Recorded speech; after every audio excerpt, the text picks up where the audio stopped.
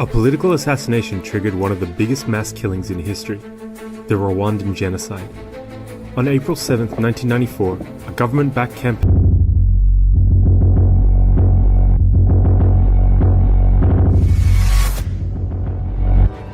Within a span of 100 days, at least 800,000 people were killed in the most rapid genocide ever recorded. During this period, 6 people were murdered every minute.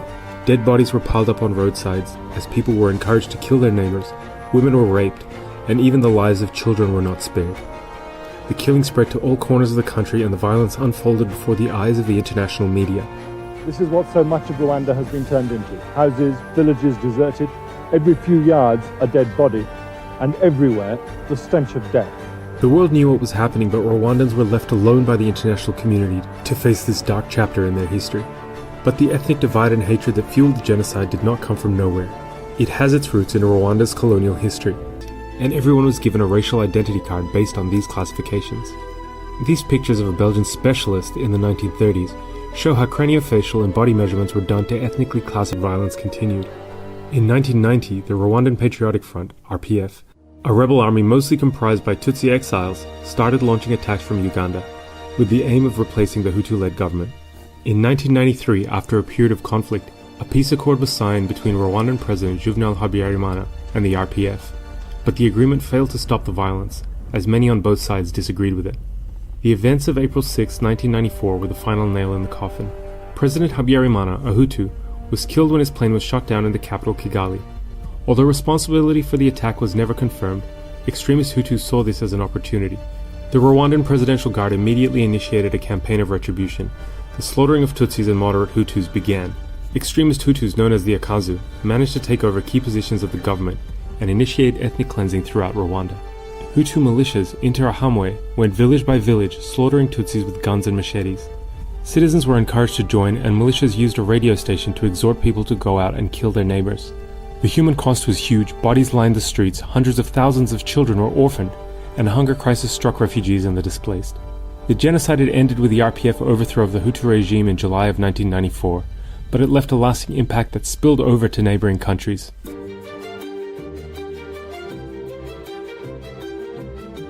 The United States actively discouraged the UN Security Council from authorizing a more robust deployment. In April 1994, UN peacekeepers on the ground were reduced to a mere 260 after peacekeepers were killed. And even when the violence escalated, the deployment of further forces was delayed due to US Army resistance over matters of cost. Years after the Rwandan genocide, former US President Bill Clinton admitted that his failure to act in Rwanda was the biggest regret of his presidency, and that if troops were sent to Rwanda sooner, 300,000 lives may have been saved.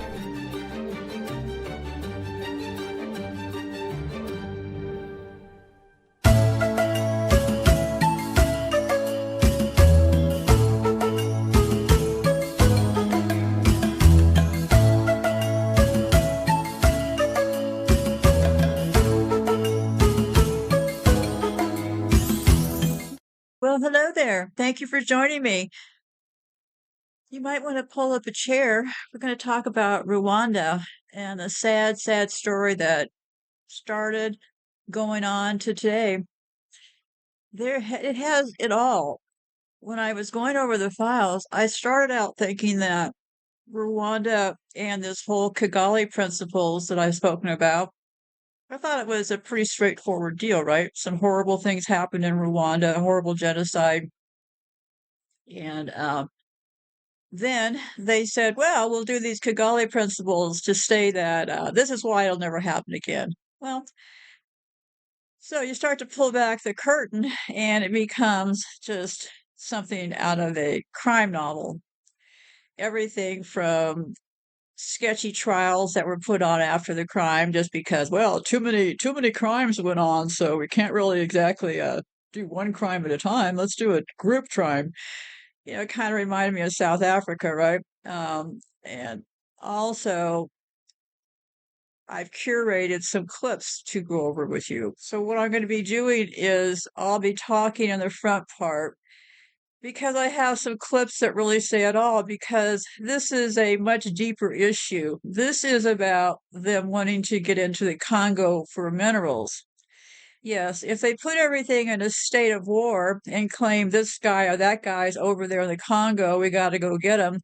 Well, in the meantime, while they're literally murdering people in a huge kill box going on over there, what they're doing is, under guise of war, is out the other end, they're booting out all of those natural resources. So the whole goal, from what I can see, was to get to the resources of the Congo because supposedly there was a peace conference right before this. And lo and behold, the president at the time, his plane, while he was returning, his plane gets shot down. Well, there were allegations of white people being in the area. I call them the white demons. Just the same thing I call the U.S. military, the white demons descending on Africa. And along with this murder mystery, we have people fleeing Rwanda. They're being tracked and murdered in other countries. So people wanting to tell the truth are being brutally hunted down. During this whole event, people got trapped and murdered in Roman Catholic churches. Who did all this? Well, the person that was on the scene, which I thought it was a simpler deal, but it's not, is a man named Paul Kagame, Kagame. Burn that word into your brain. Paul Kagame was there before, during, and he is still today the president of Rwanda. So, and these clips will tell part of the story. What I'm going to be doing is, first, I went through all of the people who have been documenting all of this, getting the people who've accessed, freedom of information, all that, and written just fantastic articles about this whole thing. So what I did was I went through all these articles to form my conclusion, right? And then in order to tell you about my conclusion, luckily I was able to find certain clips that tell the story, right? But then there's certain things that aren't really talked about in these clips. So I will be focusing my time right now on pointing out things that you won't be hearing in those clips that will play. Because I'd also like to use this as an opportunity to document things in their own words. Because, for example, I did an opening clip that you would have just heard about what kind of led up, just an overview, right? And then we'll have a clip about the Clinton administration was compliant in that they refused to call it a genocide. Sound familiar? So the Clintons, President Bill Clinton was a president at the time of Rwanda, and they said, we don't want to call this a genocide because we don't think that it is. Well, there is a very good clip that I found that documents, through these freedom of information things, documents showing how the Clintons actually knew it was a genocide, but yet they ignored it. And the woman who wrote the book, excellent book, The Rwanda Genocide's Origins Are in Resource Extraction and U.S. Militarism. This woman couldn't have spoken my words more clearly. Yeah, brilliant woman who wrote this book about, this really isn't about, as well, let's put it this way. There's a lot more money over there in the Congo than there is in Rwanda, right? This had to happen to spin off into that area. Then another excellent clip documenting the Rwanda genocide, 100 Days of Terror. And I found a clip about the Catholic Church, heavily involved in all of this, the Catholic Church and Israel, their role in the Rwanda genocide. And from his own lips, I have a clip, Bill Clinton and his deal there. Also, I have a clip, Pope Francis apologized for the sins of the Catholic Church during the Rwanda genocide. Well, who'd he apologize to? Well, it was his church, the Catholic Church, that slaughtered tons and tons of people, right? People ran to these churches thinking they'd be saved. Well, okay, so who'd he apologize to? Paul Kagame, the guy who set up and was there and executed the genocide, is the same person that the Catholic Church apologized to. So, and with that, let me continue on here. So, those clips will be coming up, and what I've decided to do is just to play them one after the other because it documents the story and it also tells the story from their own direction, right? So, Bill Clinton can lie all he wants, but that is not exactly what happened. And just like a novel, okay, just like a crime novel, the president gets shot down returning by plane. Yeah, and those white people, the white demons were seen in the area.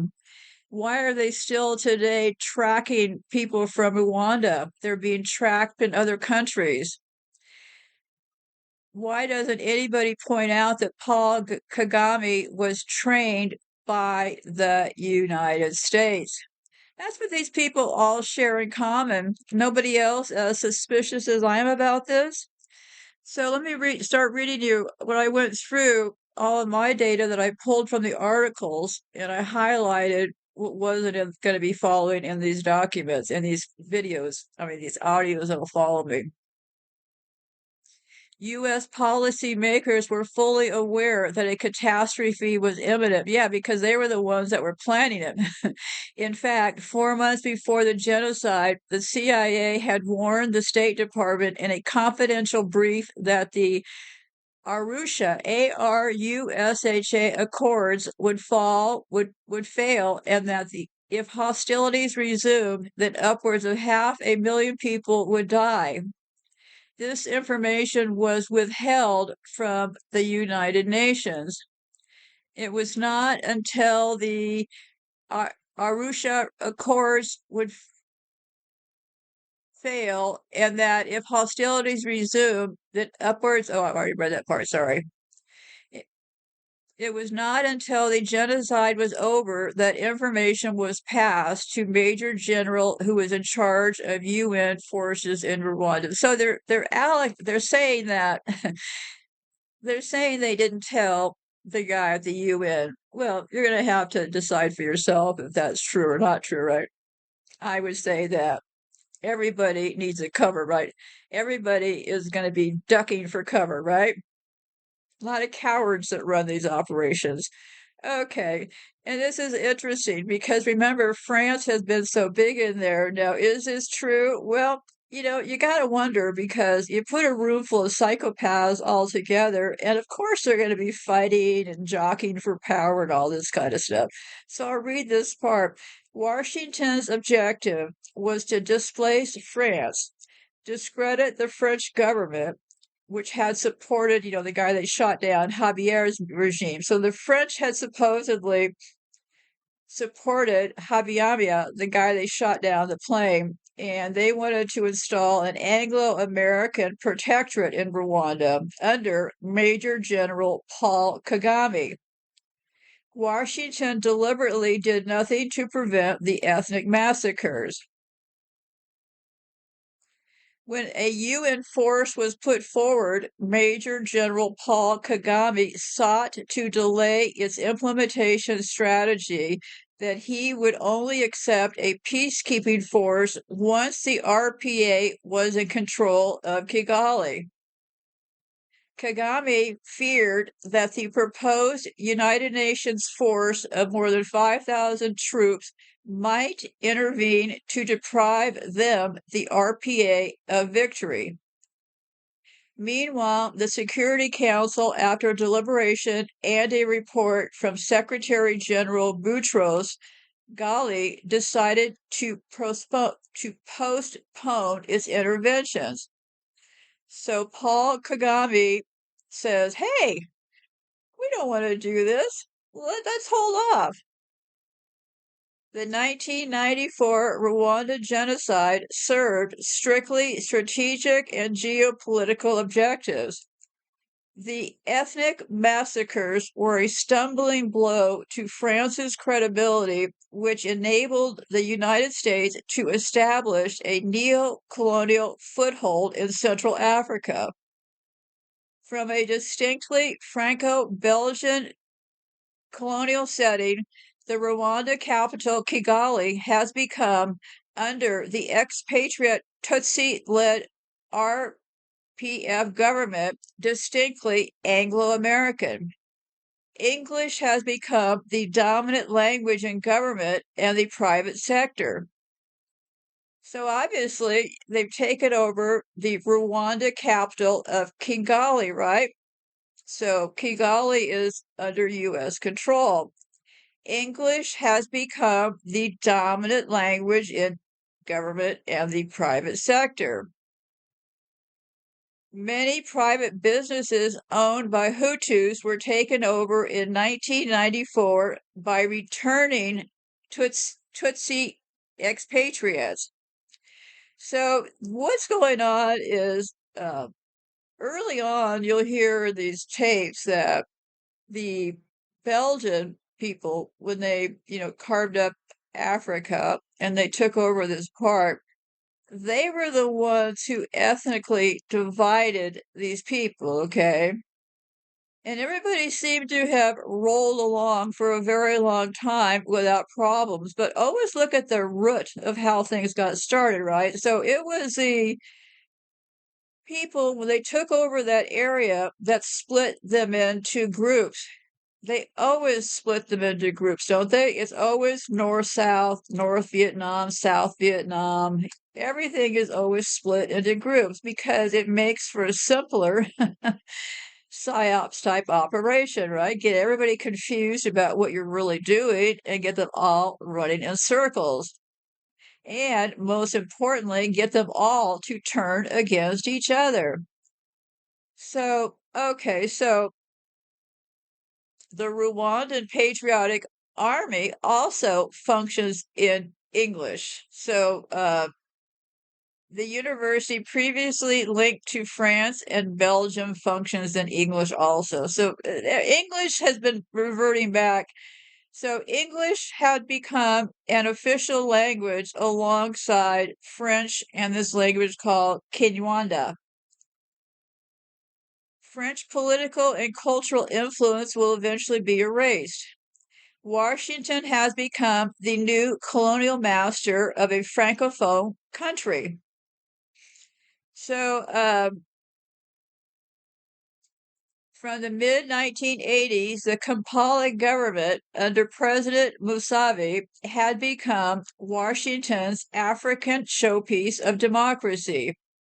Uganda had also become a launch pad for U.S. sponsored guerrilla movements in the Sudan, Rwanda, and the Congo. Major General Paul Kagame had been head of military intelligence in the Ugandan Armed Forces. He had been trained at the U.S. Army Command and Staff College in Leavenworth, Kansas, which focuses on warfighting and military strategy. Kagame returned from Leavenworth, Kansas to lead the RPA shortly after the 1990 invasion. At stake in these early military operations in the Congo were the extensive mining resources of eastern and southern Zaire, including strategic reserves of cobalt of crucial importance for the U.S. defense industry. During the Civil War, several months before the downfall of Mobutu, Eastern Zaire had negotiated the mining contracts with several U.S. and British mining companies. See how things started working here? So funny how it worked, right? Right before the downfall, just so happened in Eastern Zaire, they had negotiated the mining contracts with several U.S. and British mining companies. including American Mining Fields, a company headquartered in President Bill Clinton's hometown of Hope, Arkansas. Oh boy, I couldn't have written this novel if I tried. Meanwhile, back in Washington, IMF officials were busy reviewing Zaire's macroeconomic situation. No time was lost. The post-Mobutu economic agenda had already been decided upon. In a study released in April 1997, barely a month before President Mobutu fled the country, the IMF had recommended halting currency issue completely and abruptly as part of an economic recovery program. After a few months later, upon assuming power in Kanash, the new government of Laurent Desire was ordered by the IMF to freeze civil service wages with a view to restoring macroeconomic stability. Eroded by hyperinflation, the average public sector wage had fallen to 3,000 new Zaires a month, the equivalent of $1. The IMF's demands were tantamount to maintaining the entire population in abysmal poverty. They precluded from the onset a meaningful post-war economic reconstruction, thereby contributing to fueling the continuation of the Congolese Civil War, in which close to 2 million people had died. See, everything just works on, right? So the Civil War in Rwanda was a brutal struggle for political power. Wait a second here. I got somebody right by my port. Oh, okay, go on. Keep on. Give me 1 second. Okay, go on, please. Keep going. Okay, well, I'm going to try to keep moving. You know the drill. I'm going to be having these show combined anyway, so okay. The Civil War in The Civil War in Rwanda was a brutal struggle for political power between the Hutu-led Habyarimana government, supported by France, and the Tutsi Rwanda Patriotic Front, or the RPF, backed financially and militarily by Washington. So France was backing the Hutus, and the United States was backing the Tutsis.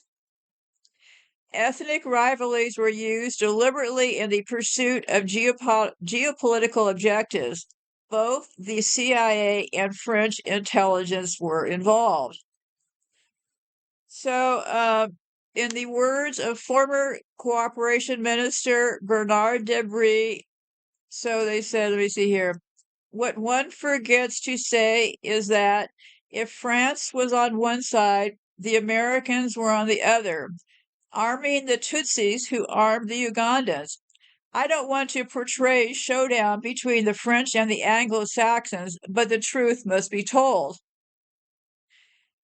So I'll repeat that. It said, what one forgets to say is that if France was on one side, the Americans were on the other, arming the Tutsis who armed the Ugandans. I don't want to portray a showdown between the French and the Anglo-Saxons, but the truth must be told. And then I found one of my favorite things, a checklist.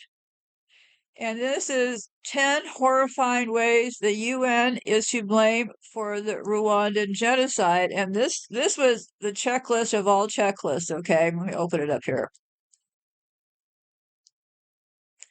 Over the course of 100 days in 1994, Hutu extremists brutally massacred 800,000 Tutsi Rwandans. It was one of the worst genocides in human history, and while it happened, UN peacekeepers impotently watched it happen under direct orders not to interfere. The whole world watched as we failed to stop a genocide, but that was only the tip of the iceberg. The dark, hidden secret of the Rwanda genocide, though, is that the nations of the UN did not just fail to take action. By selling weapons and deliberately blocking international assistance, nations around the world helped Hutu extremists commit genocide. See, they always bring in the Hutus in here, right? Well, I think you're going to have to decide for yourself. I think when you split up well, anyway, I believe they were pitted against each other, but anyway, not my point. So, anyways, number 10, the White House knew the genocide was coming. Bill Clinton visited Rwanda after the genocide before a crowd of Rwandans. He expressed his regret, "I'm so sorry," over not having done more. He justified his inaction, though, by telling the crowd that he didn't fully appreciate the depth and the speed with which you were being engulfed by this unimaginable terror. Declassified documents that were sent to the White House, though, tell a different story. The U.S. had more than just an inkling that something bad was going to happen. They knew for a fact. So, number 9, a French plane secretly sent weapons to the Hutus. About 3 months before the genocide started, UN peacekeepers caught a French plane making a secret landing at night. The plane was making a delivery to the Hutu extremists full of weapons and mortars that would soon be put to use in the genocide. This was a direct violation of the Arusha peace accords that had ended the Rwanda civil war. Members of the UN were forbidden to sell weapons to Rwanda, and yet the paperwork inside the plane made it clear that these weapons were being sent all over the world, with companies in France, Belgium, Egypt, Ghana, and the UK all supplying weapons. Where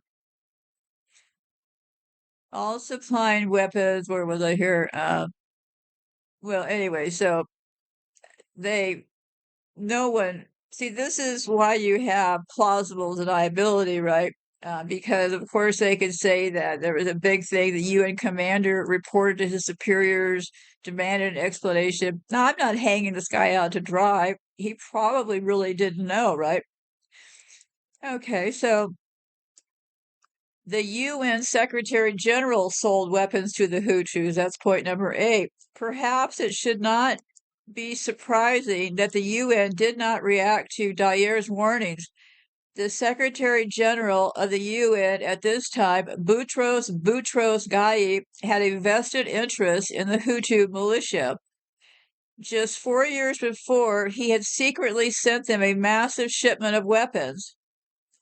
In 1990, Boutros Ghali was the Egyptian Minister of Foreign Affairs, and he signed a deal with the Hutus promising to send them 26 million worth of weapons. Oh, they're just so dirty, aren't they all? Number 7, the UN blocked investigations into the president's assassination. The moment that triggered the Rwanda genocide came when a plane carrying the presidents of Rwanda and Brunei was shot out of the sky. 2 presidents were assassinated in a single shot, and the outrage over their deaths became the catalyst for genocide. It is not entirely clear who shot the plane down. Well, I've got some. Others believe that it was shot down under orders from Paul Kagame and leader of the Tutsi RPF. So Paul, who's the leader of the Tutsi RPF, and keep in mind when Belgium, I got to get this cat out of here. Wait a second. She's developed that my cat has this thing now for jumping over my keyboard, so I don't want her to flip around. Let me put it in the hole for a second here. Okay, let me keep going here. So yeah, so they shot down the plane. The plane was pretty close to landing too. So they got the president of Rwanda and Burundi. So yeah, and I have articles here that talk about they found white people in the area, okay? So, I don't think it takes a vivid imagination to guess who set this up, right? Let me see. But there is a snaky deal here. Let me see here. When the genocide ended, the United Nations formed the ICTR, the International Criminal Tribunal for Rwanda. An ICTR team led by attorney Michael Horrigan started looking into who had shot down the plane, and at first the UN supported them. But when Horrigan found evidence that suggested Kagame, who today is the president of Rwanda, might have been behind it, his investigation was shut down. ICTR Chief Prosecutor Louise Arbour ordered him to drop the investigation, terrified that any charges against Kagame would just make things worse.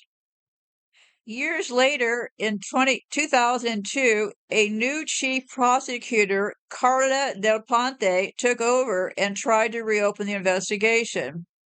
As soon as she did, she was fired by the UN, and she is pretty sure that the governments of the US and the UK demanded her dismissal.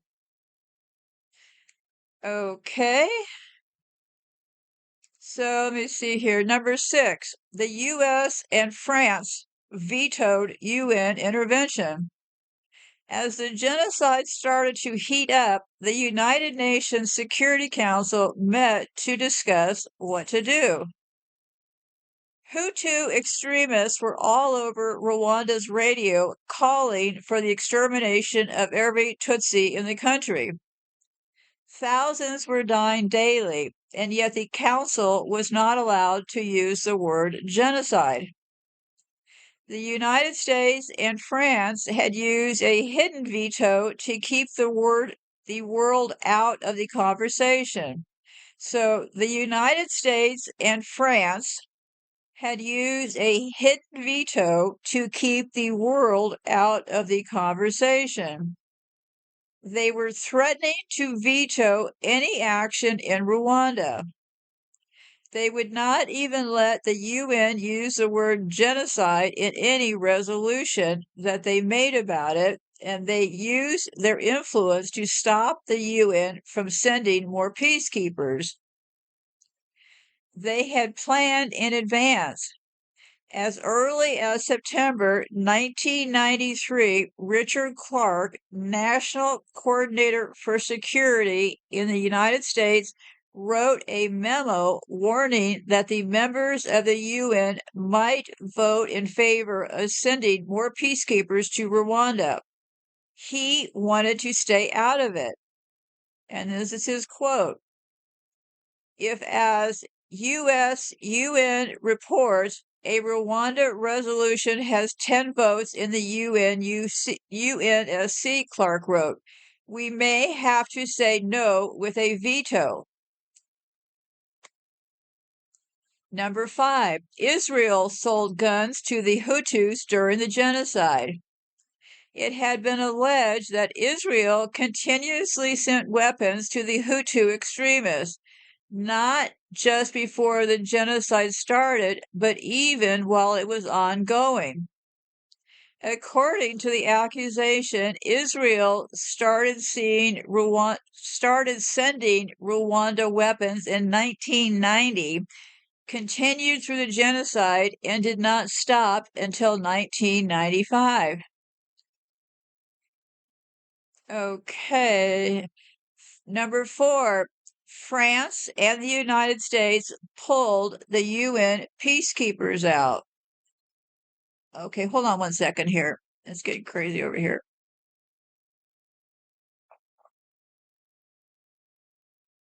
Okay, number 4, France and the United States pulled the UN peacekeepers out. When the genocide began, there were about 2,000 UN peacekeepers stationed in Rwanda. It was by no means enough people to stop it from happening, especially since they were not allowed to interfere. Romeo Dalario repeatedly begged for more people and more power to do something about it, but he was denied. Instead, the UN pulled most of his peacekeepers out. Declassified documents make it clear that France and the US were behind it. On April the 9th, 2 days after the killings began, Richard Clarke wrote an email saying, "We should work with the French to gain a consensus to terminate the UN mission." When they started campaigning to pull the peacekeepers out, Eric Schwartz, a member of the U.S. National Security Council, tried to warn the White House what would happen. The peacekeepers, he told them, were protecting 25,000 people. If they were pulled out, these killings would turn into a full-scale genocide. 2 days after Schwartz's warnings, the UN Security Council pulled almost every peacekeeper out of Rwanda. The number on hand went down from over 2,000 people to just 270 people. Number 3, France's operation is called Operation Turquoise, may have been meant to help the Hutus. In time, the UN started sending peacekeepers back into Rwanda, but that did not happen until the genocide became a full-blown media disaster that was affecting their image around the world. France set up one of the biggest relief programs. They introduced what's called the Zone Turquoise, an area that covered 1/5 of Rwanda, meant to protect Rwandan refugees and try to stop the violence. There is some debate, though, over who the French were trying to protect. At this point, the genocide was almost over. Paul Kagame and the Rwandan Patriotic Front, or the RPF, were winning the war against the Hutus, and in less than a month, they put an end to the genocide and took control of the country. Most people in Rwanda did not think the French were there to stop the killings. They were there to stop the RPF from winning. The person from the UN, Romeo Dallaire, cursed the French president, saying, "If they land here to deliver their weapons to the government, I'll have their planes shot down." The Hutu propaganda station Radio des Mille Colonies celebrated it, telling Hutu girls to wash yourselves and put on a good dress to welcome our French allies. The Tutsi girls are all dead, so you have your chance. The French never used their zone to arrest the people behind the genocide or shut it down. Yeah, that's how it all happened, right? Number 2, the French government trained the Hutu extremists. Shortly after Paul Kagame and the RPF had taken over Rwanda and the killings ended, he turned the blame on France. As a matter of fact, I have some legal reports about all this stuff. So the French government, Kagame claimed, had a direct role in the preparation of the genocide. So, yeah, that whole thing happened. Number 1, France is protecting a woman called the architect of the genocide. After Rwandan President Habyarimana's plane was shot down and the genocide began, his wife, Agathe Habyarimana, fled to Paris. French troops airlifted her out and reportedly gave her 230,000 francs. It is a major issue because, according to Rwandan government, Agathe Habyarimana may have been one of the major players who planned the Rwandan genocide.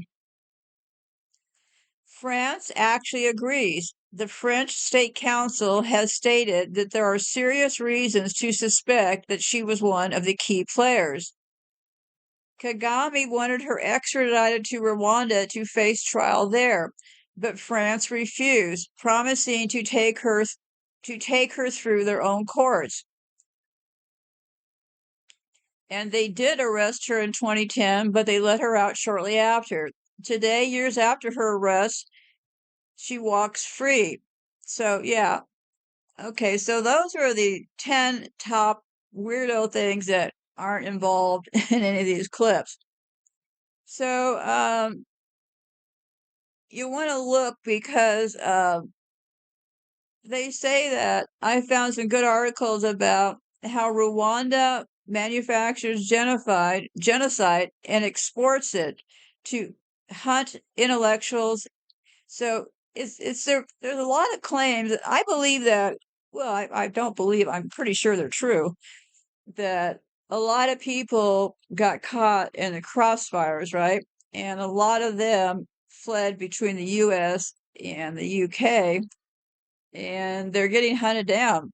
An investigation has uncovered an asylum system scandal where bogus Rwandan refugees infiltrate the US and UK and work as undercover agents to hunt down critics of the Rwandan dictatorship and legitimate refugees and drag them back to Rwanda.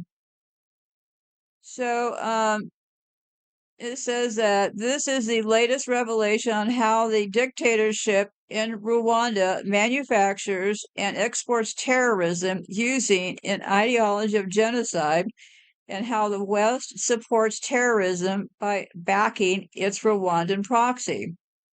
Meanwhile, business in Rwanda is booming, and the criminal networks of the Kagame military machine can continue to plunder the blood-drenched Congo. So yeah, and it went on to say the real story seems to be that the RPF were the killers to a far greater extent. The majority of the victims were Hutus, and the numbers of dead during those 100 days were far less. So also, you know, you read reports and they're always talking about all these Tutsis being murdered, right? I think that's just a slick way of diverting attention to who's really doing the killings, right? Because remember that the Belgians, when they divided these people up, they considered the Tutsis to be like royalty, right? Who else is considered like royalty? Well, the people from Belgium. When they took over the game board, they gave themselves royal titles, right? So they gave themselves royal titles. In the 1800s, they just carved up Africa, and each royal person took on some group, some part of Africa. And the people from Belgium, they had all those brutal things that went on in the Congo. So, um, so then they said the final insult to truth comes in the upside down assertion that the RPF, or Paul Kagame, stopped the genocide by winning the war. Also, the RPF typically killed everyone in its path. Major General Paul Kagame did not trust any Tutsis who stayed in Rwanda after pogroms that created the Tutsi exile community prior to this other government. And Tutsis were also targeted by the RPF. So there's just a lot to weigh in here. It is not as easy or as clean as it seems. I believe 100% that it happened because they made it happen, right? Cause a split between the people. And then they could easily get into the Congo by saying, oh, the Hutus were hiding over there. We got to get in there. And to this day, right now, as I speak in 2024, they're over in the Congo creating a war zone because they can claim that the people who escaped Rwanda are over there. See how this is all working out for them?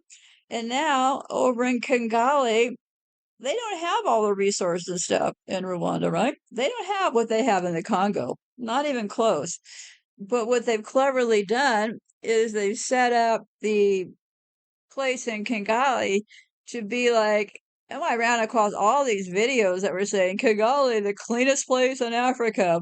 Yeah, because that is where the trade is going to be done, right? They got their way into the Congo to extract all those minerals. Well, I imagine, and remember, I'm just imagining. You can't send your buyers into war-torn Congo now, can you, right? So let's say for a fact, right now the war is going on in the Congo over all these minerals, right? Well, do you think buyers are us from some big store in the United States or some military operation are going to say, "Hey, let's send a team over to the Congo. We can find a safe hotel for them." No, of course not. You're not going to send your team into the Congo. You're going to send your team into Kigali. See how the game is working? So Kigali doesn't have the minerals, but they have the nice, they have a nice, luxurious, clean place to operate out of. So that's how I see it happening. And the USA is just the enforcer. Ever since the beginning, the United States has been the enforcer in this deal. And then they can go around, and then Kagame can go around and he can talk about us, the French, and then, then they can blame each other. And Kagame seems to be blaming everybody else, like he's blaming the French, but I couldn't find anything where he blamed the United States, okay? Kagame has a daughter named Angie, Ange. I must say, because she is an adult and she is a public figure, I will tell you what I really think. Angie is really not a girl, okay? Angie is about 100 miles tall. She's clearly been given a ton of growth hormones. Go look at pictures of Angie. Um, she was um, she was welcomed in the United States with her dad, and they had dinner with the other criminals, the Obamas. And boy, you look at that Angie next to Michelle Obama, and Michelle Obama actually looks kind of tiny compared to that girl. And of course, Angie is U.S. educated. And of course, Angie is now back in Rwanda and a bunch of different, the usual kind of jobs, right? She's there to worry about the poor people and stuff, right? So yeah, and there was also, let me see here, there was also, in case you want to look further, there was a South African court that found that the Rwandan government had plotted to assassinate its critics overseas. And that came from a 2017 report. The report released in 2014 documents 10 cases that involved attacks and threats against critics outside Rwanda since the 1990s, citing the victims' criticism of the Rwandan government or Paul Kagame himself. Yeah, I looked at a bunch of, if you want to know how a real psychopath looks when they're talking, Paul Kagame has some very good interviews online. And that is the good part about YouTube, because if you can document this stuff, and that's why I'm going to be documenting these videos, the audio part of these videos today, because it is certainly more chilling when it comes from their own lips, right? I found it very chilling how the Clinton administration knew this all along, and then he visits Rwanda. Hey, we're so sorry this all happened. What do you mean you're sorry? You're the person who did it, right? So, and it's interesting just to hear how they phrase their words and stuff, right? Let me see here. Okay, I don't know where that was from, but yeah, I looked up the Congo, DR, the Congo conflict. Why is fighting intensified? And can it threaten regional stability? Well, yeah, that's the whole goal, right? And this was from February of 2024. Global power elites are silent about Hutu genocides and Rwanda's ongoing occupation of the Democratic Republic of the Congo, because it has served their interests for many years. So that's why that when the US started setting up bases in Africa, nobody knew what was going on. It was all done by secret, right? And the quote is, global power elites are silent about Hutu genocide and Rwanda's ongoing occupation of the Democratic Republic of the Congo because it has served their interests for many years. Fighting has continued despite numerous ceasefires brokered by regional leaders and the United States in 2022. And so they've had regional brokers 2022 and 2023. Okay, so you don't see any patterns here, right? So regional leaders of the group. Okay, the group's fighting right now in the Congo and stuff, right? So those leaders, who knows where they came from, right? We can only guess that they were likely appointed by the US, right? So regional leaders and the United States. So frustrated by the ineffectiveness of regional troops, particularly from Kenya, deployed to enforce the withdrawal of the rebels, Congo decided to end the mandate of the regional force, leading to its pullout in December. So yeah, this stuff is just right this second smoking along, right? And it said, we also agree that neither Rwandans nor Congolese will see peace until the whole truth is told. Why the silence in the world's upper diplomatic, governmental, and global NGO circles, including the United Nations? Yeah, why? Why, oh, why? Because Rwanda's violent occupation of the DRC and its service as an extra pot for stolen Congolese resources has worked out well for powerful interests in the US and everywhere in the industrialized world, and the truth would embarrass them. Well, I don't know about embarrassing them, but okay. Um, so I have a whole list of let me see. I have a whole list of I'm 100% or 1,000,000% convinced that only radio communication, this is going to be a trap, right? What happened in Rwanda? Well, they got their orders via the radio, right? What happened also? Well, they set up roadblocks before the radios went out telling people information. Roadblocks were set up. So when the roadblocks were set up and you found out that you needed to flee the area, well, you were essentially trapped, right? Now, if you'd had walkie-talkies along with radios, you could possibly communicate to other people to make yourself untrapped. Like some of the people in Hawaii on their own, they figured out, hey, what's going on? Why are we trapped here in our car waiting for direction from the cops? Let's just go and jump in the ocean. And that's what they did. So they're going to be trapping people, okay? Trapping and trapping and sneaking around is clearly their thing. Excuse me, I'm going to take a break here and get this under charge here.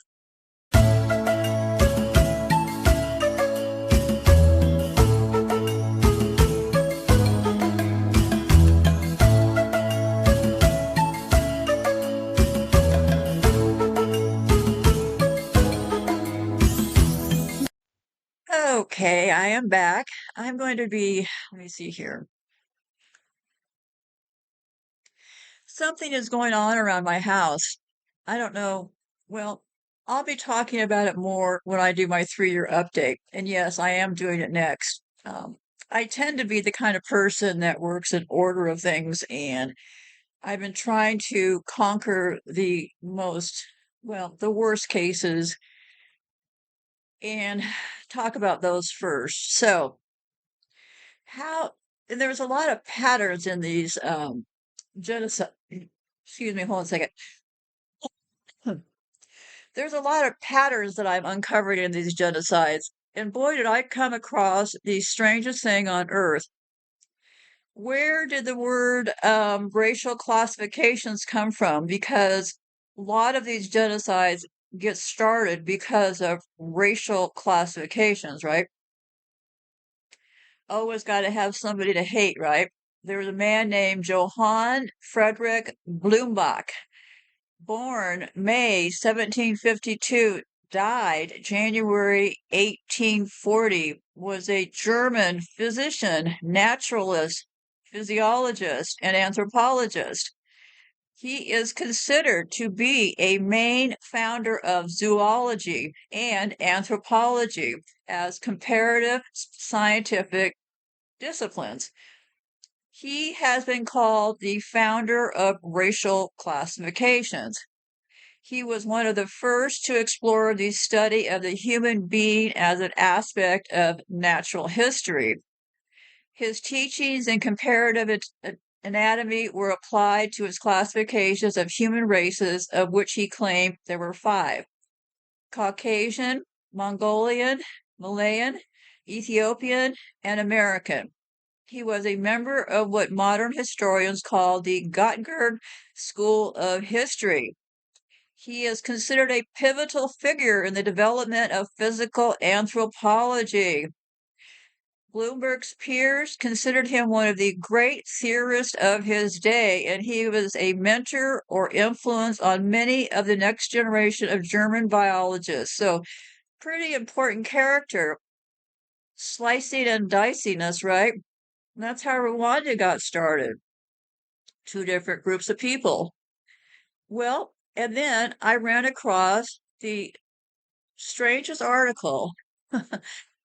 And not knowing quite what to do with it, I will just tell you what's going on today because I've been looking at some of these other major genocides to take a look at them, and I ran across this piece.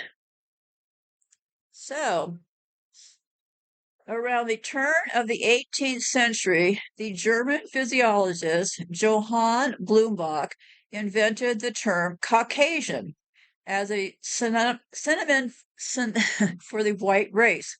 He claimed that the Caucasus was its origin and that the Circassians, now I'll spell that word, Circassians, the Circassians in particular, were the most beautiful racial type, being white, primeval, and supposedly close to God's image for humankind. This legendary beauty of the Circassians was already a thing at the time. Circassia itself doesn't exist anymore. It has been wiped off the face of the earth, but it was once a mountainous country between Russia and the northern coast of the Black Sea. This scenario would later be replaced during the following centuries by the Aryan race concept. Okay, so I'm going to go ahead and just read this. It says, for 60 or so years after the Caucasian invention, a huge population campaign developed regarding the plight of Circassia and its beautiful white people. Alexandre Dumas began his 1859 book, Adventures in Caucasia, with the declaration, I have no doubt that my readers know of the region as well as I do, because the campaign had been relentless. Morotude Murray wrote, a fair and rosy-cheeked race, with a form of ravishing loveliness, large and lustrous eyes, and every belonging that might go to make up a Venus. Circassian beauties are admired for their abundant and luxurious yellow hair and blue eyes, this person named Taylor said. So far as female beauty is concerned, the Circassian women have no superiors and have preserved been preserved in their mountain home the purity of the Grecian models. Other noteworthy contributors to the propaganda were Henry Fielding, Lloyd Byron, Leo Tolstoy, Voltaire, Mark Twain, Alexander Pushkin, and Gustav Hugo. In both the 18th and 19th centuries, advertisements for many feminine beauty products promised to deliver the famous good looks of Caesarean beauties. In the 1850s, Max Mueller elaborated upon the Caucasian myth. He was working for Rothschild in the East India Company and was employed to translate, i.e., destroy, the Indian Vedas and Indian culture. He introduced the notion of two Aryan races, a Western and an Eastern one, who migrated from the Caucasus into Europe and India, respectively, thus giving white people a prior claim to India.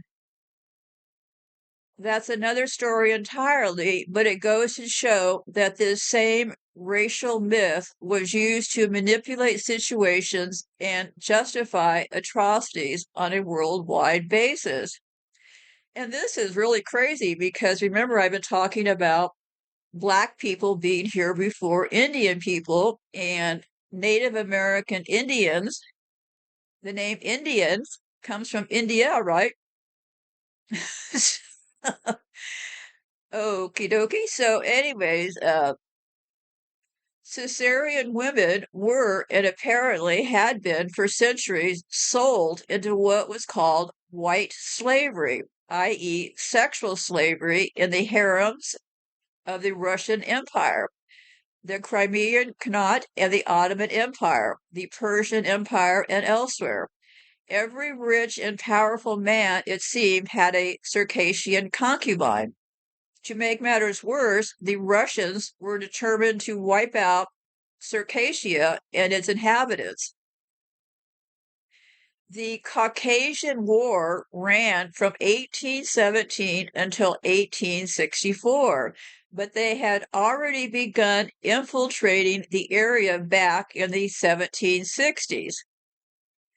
Under Tsar Alexander II, they took the upper hand and began a brutal program of ethnic cleansing that pushed most of the Circassians toward Turkey, the Middle East, and to a lesser extent, Europe. The situation created intense interest from abolitionists across America and Europe. The traffic in Caesarean women. Horrible traffic in Caesarean women, infanticide in Turkey. This was from the New York Daily Times, August the 6th, 1856. There have been lately an unusually large number of Circassians along the streets of Constantinople. Many of them, no doubt, belong to the depulation which came to petition the Porte that their country might be taken under this, of the Sultan. A considerable portion, however, of the Circassians now in the capital have quite another mission than a political one to fulfill. They are here as slave dealers, charged with the disposal of the numerous parcels of sectarian girls that have been for some time pouring into this market. Perceiving that when the Russians still have reoccupied the coast of the Caucasus, this traffic in white slaves will be over. The Caesarean dealers have redoubled their efforts ever since the commencement of the peace conference to introduce into Turkey the greatest possible number of women while the opportunity of doing so lasted. They have been so successful, notwithstanding the prohibition of the trade by the Porte and the presence of so many of Her Majesty's ships on the Black Sea, that never perhaps at any former period was white human flesh so cheap as it is at this moment. There is an absolute glut in the market, and dealers are obliged to throw away their goods owing to the extent of the supply, which in many instances have been brought by steam under the British flag. In former times, a good middling Circassian girl was thought very cheap at £100, but at the present moment, the same description of goods may be held for £5. In fact, the creatures are eating their heads off and must be disposed of at any sacrifice, however alarming, independently of all political, humane, and Christian objectives to this abominable state of things. There are several practices which have even forced themselves on the attention of the Turks. With low prices, a low class of purchasers come into the market. Formerly, a Caesarean slave girl was pretty sure of being bought into a good family, where not only good treatment, but often rank and fortune awaited her. But at present low rates, she may be taken by any huckster who never thought of keeping a slave before. Another evil is that the temptation to possess a Circassian girl at such low prices is so great in the minds of the Turks that many who cannot afford to keep several slaves have been sending their blacks to market in order to make room for a newly purchased white girl. The consequence is that numbers of black women, after being as many as 8 or 10 years in the same hands, have lately been consigned to the broker for disposal. Not a few of those wretched creatures are in a state quite unfit for being sold. I have it on the authority of a respectable slave broker that at the present moment there have been thrown on the market unusually large numbers of negresses in the family way, some of them even slaves of pashas and men of rank. He finds them so unsaleable that he has been obliged to decline receiving any more. A single observation will explain the reason of this, which might appear strange when compared with the value that is attached even to an unborn black baby in some slave countries. In Constantinople, it is evident that there is a very large number of negresses, that's Negroes, living and having habitual intercourse with their Turkish masters, yet it is a rare thing to see a mulatto. What becomes of the prodigy of such intercourse? I have no hesitation in saying that it got rid of by infanticide, and that there is hardly a family in Stansborough where infanticide is not practiced in such case as a mere matter of course and without the least remorse or dread. So killing babies is infanticide. So I guess they were just killing the mulatto babies. And I'll continue reading. I apologize for reprinting the entire article, but it's quite revealing and, of course, sickening to observe the same kind of sensational manipulation journalistic style we were so accustomed to today in action 164 years ago. It sounds like an analysis of the used car market. The persistent media distraction during the American Civil War. In spite of the American Civil War, 1861 to 1865, and heads up, lots happened during the American Civil War, right? Lots of children were sent flying around on trains and stuff. During the 1860s, it was hard to read the news and not see a mention of the Caucasus Mountains. For some reason, the image of the manufactured plight of the oh-so-pure and white Circassians was kept front and center in the minds of the colonial Americans.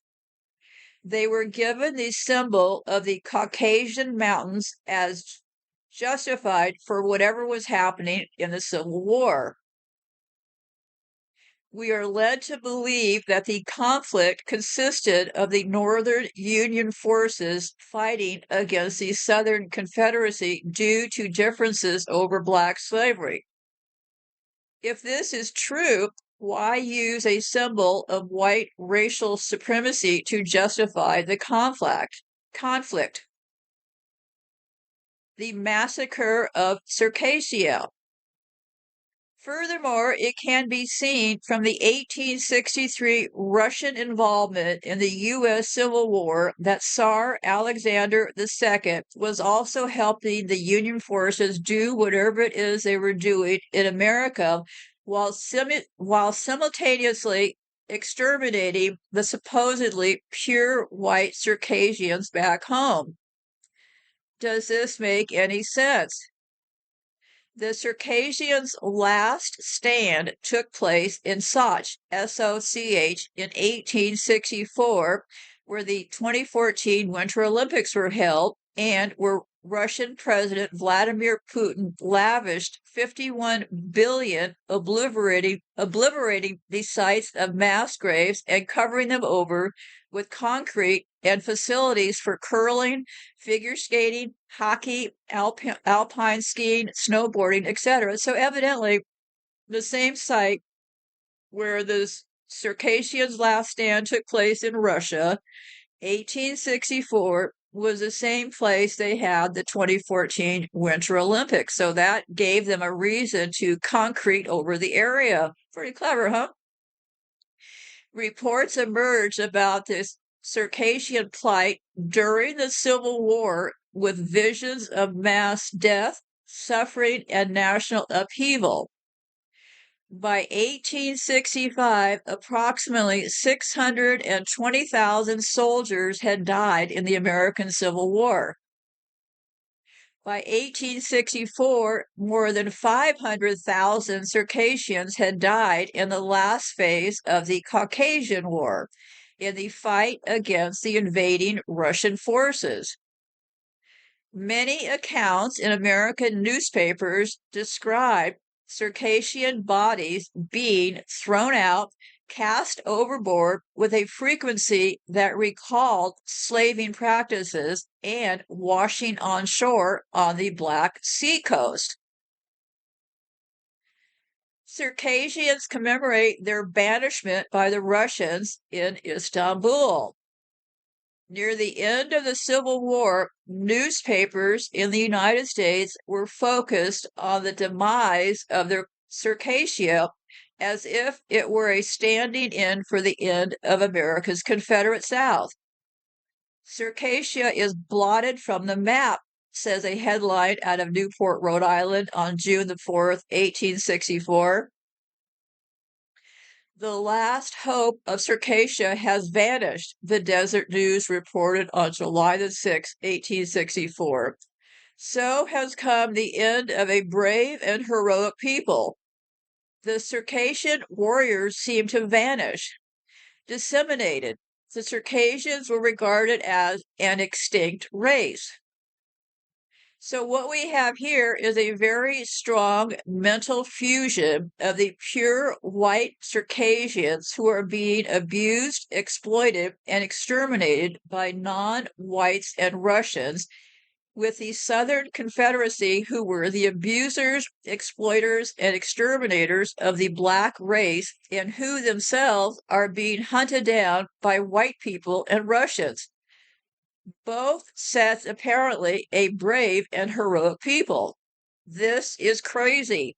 Did the American Civil War even actually take place, or was it simply transplanted into the American consciousness in the guise of the Circassian genocide? And remember also, the Civil War, supposedly, they didn't have, the only pictures you'll see of the Civil War are after the war, right? There are no pictures of any action shots during the Civil War, and this has to be why. They didn't want us to see a bunch of black people doing all this stuff, right? You know, the black people that were here first. And And also, I've read a lot of firsthand accounts, Appalachia in this country. I've thought for years that a lot of Black people escaped from all this slavery business or maybe the Circassia business, and they ran into the hills around Appalachia, and they still exist to this day.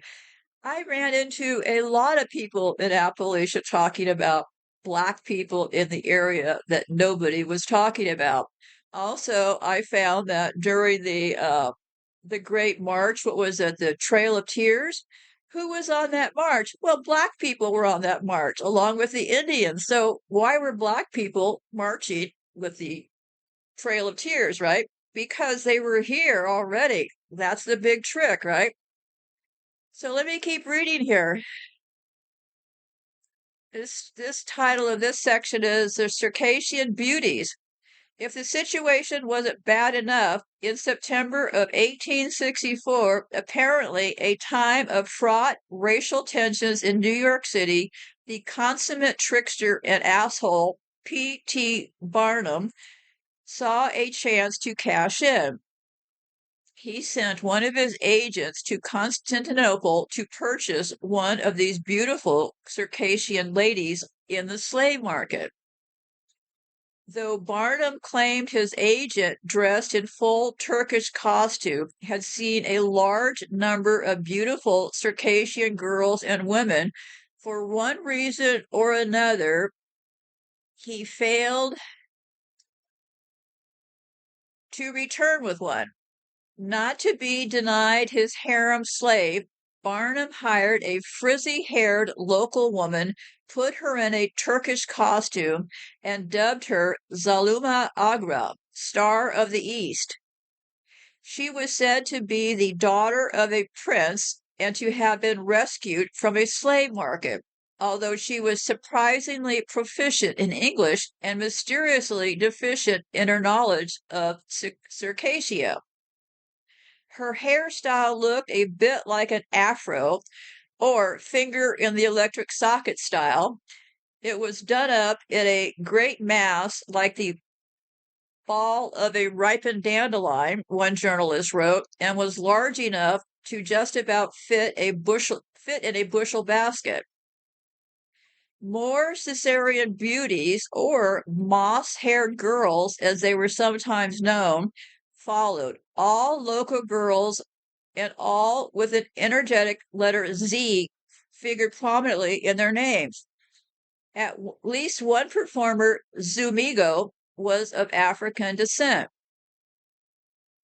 They became a mainstay of dime museums and sideshows until the end of the 19th century, attracting white audiences fascinated by the exotic East and preoccupied by issues of race. Here we have yet another anomaly.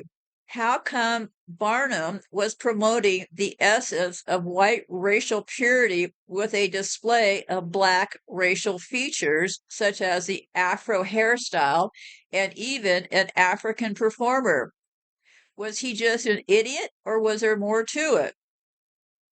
When the public began to lose interest, Caesarean beauties were frequently cast in the role of snake charmers in order to try and milk a bit more erotic appeal out of the act. This coincided with the release of more information about the Caucasian War, and gradually the whole house of cards began to fall apart. It soon became apparent that the Caucasus was nothing like the pure white image put forth by racial science. Nearly all of the assertions that Blumenbach had made about Caucasians were contested, from their supposed exemplary whiteness and laudable beauty to their antiquity-rooted heritage. The bastion of white racial purity came to be seen for what it really was, an area sandwiched between what were at the time considered to be opposites, Europe and Asia, Christian and Islam, with a mixture of racial groups huddled between the White Mountains and the southern Black Mountain. George Kennan, an American traveler to the Caucasus in 1870, tried to explain the confusion to the American Geographical Society soon after he returned. And he said, in thinking of the Caucasians, we must remember that the Caucasian mountaineers as a whole are made up of fragments of almost every race and people in Europe and Western Asia, he said. How such a heterogeneous collection of the tatters, ends, and odd bits of humanity ever blended into one coherent and consistent whole, I don't know. But there they are, offering problems to ethnologists and comparative physiologists, which will have to be solved.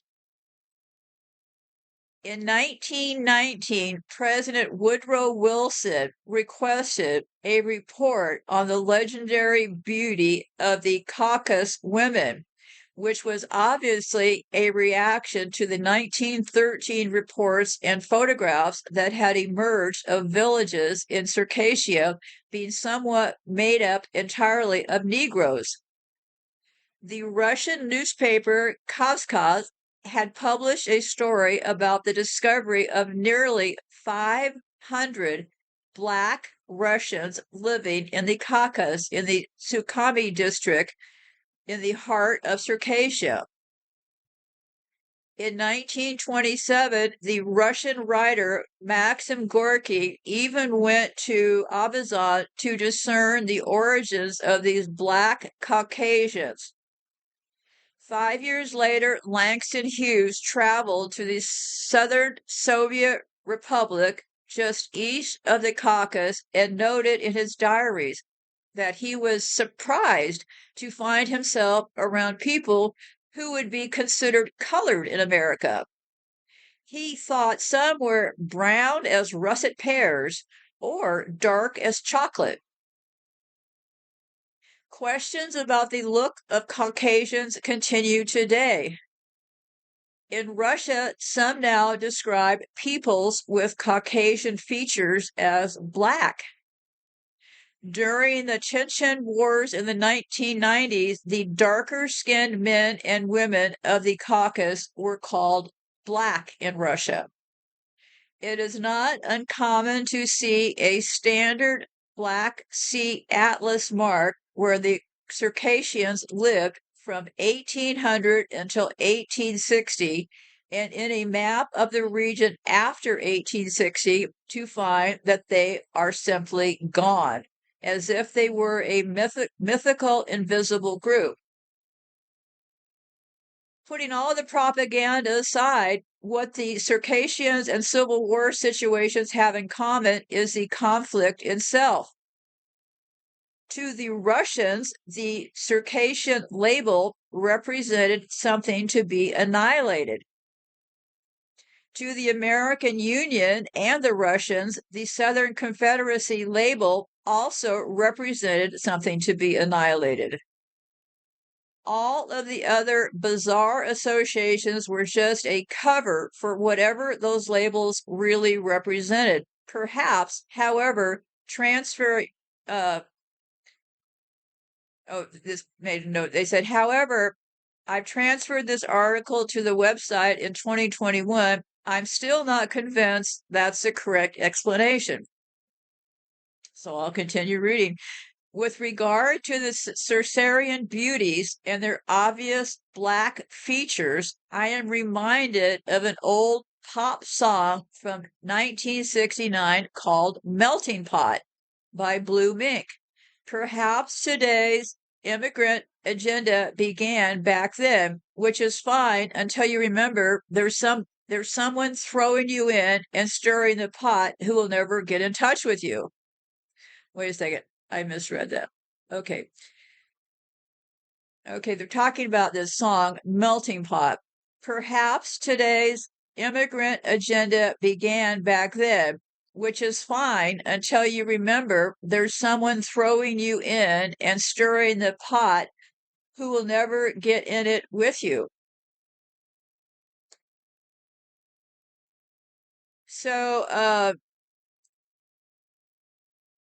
okay, so then they said, After having compiled all this information and written it down, I find that the bigger picture eludes me even more than when I started. I think this person is really onto something. Let me see here, what else? And that was it. So, yeah, that explains the people that labeled Caucasians were the same people around this time when black people were running around, right?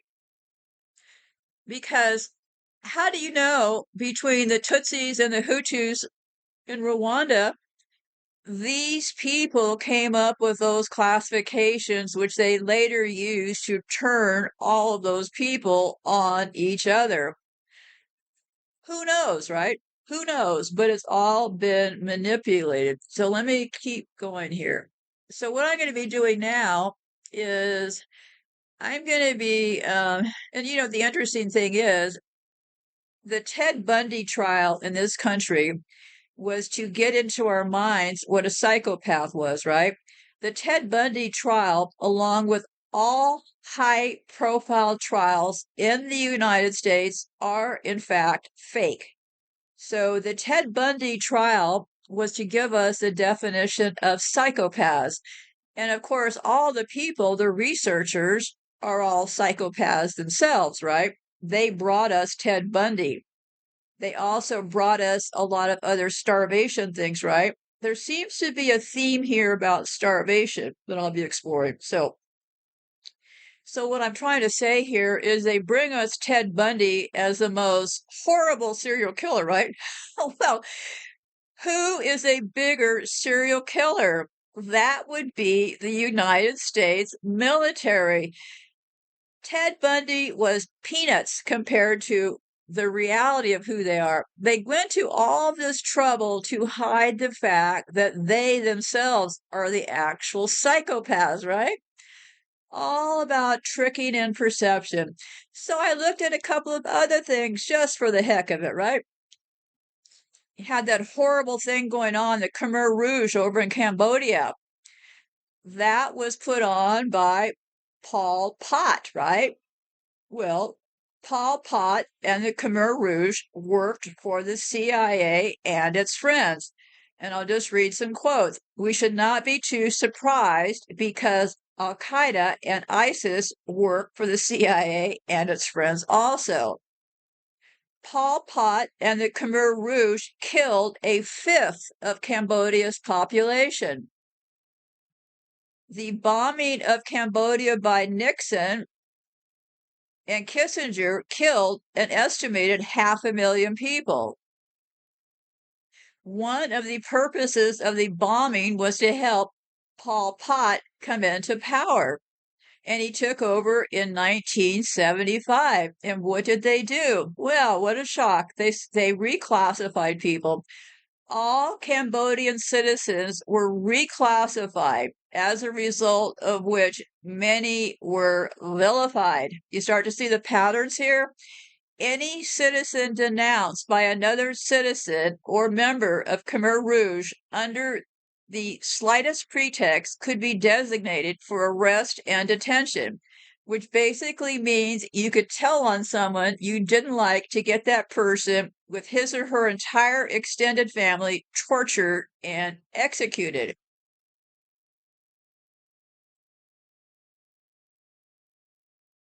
Kind of starting to sound a little bit like Rwanda, right? People were turning on other people. Certain groups like ethnic Chinese and Vietnamese, Cambodia Christians, and Cham, a sect of Cambodian Muslims, were unconditionally exterminated. Eventually, people wearing eyeglasses, in possession of a wristwatch, or who spoke a foreign language faced execution, as those attributes are stereotypically associated with intellectualism, education, and academia. One infamous Khmer Rouge saying went, "To spare you is no profit, to destroy you is no loss." In one event, 13,000 people went into interrogation center S-21. Only 7 came out.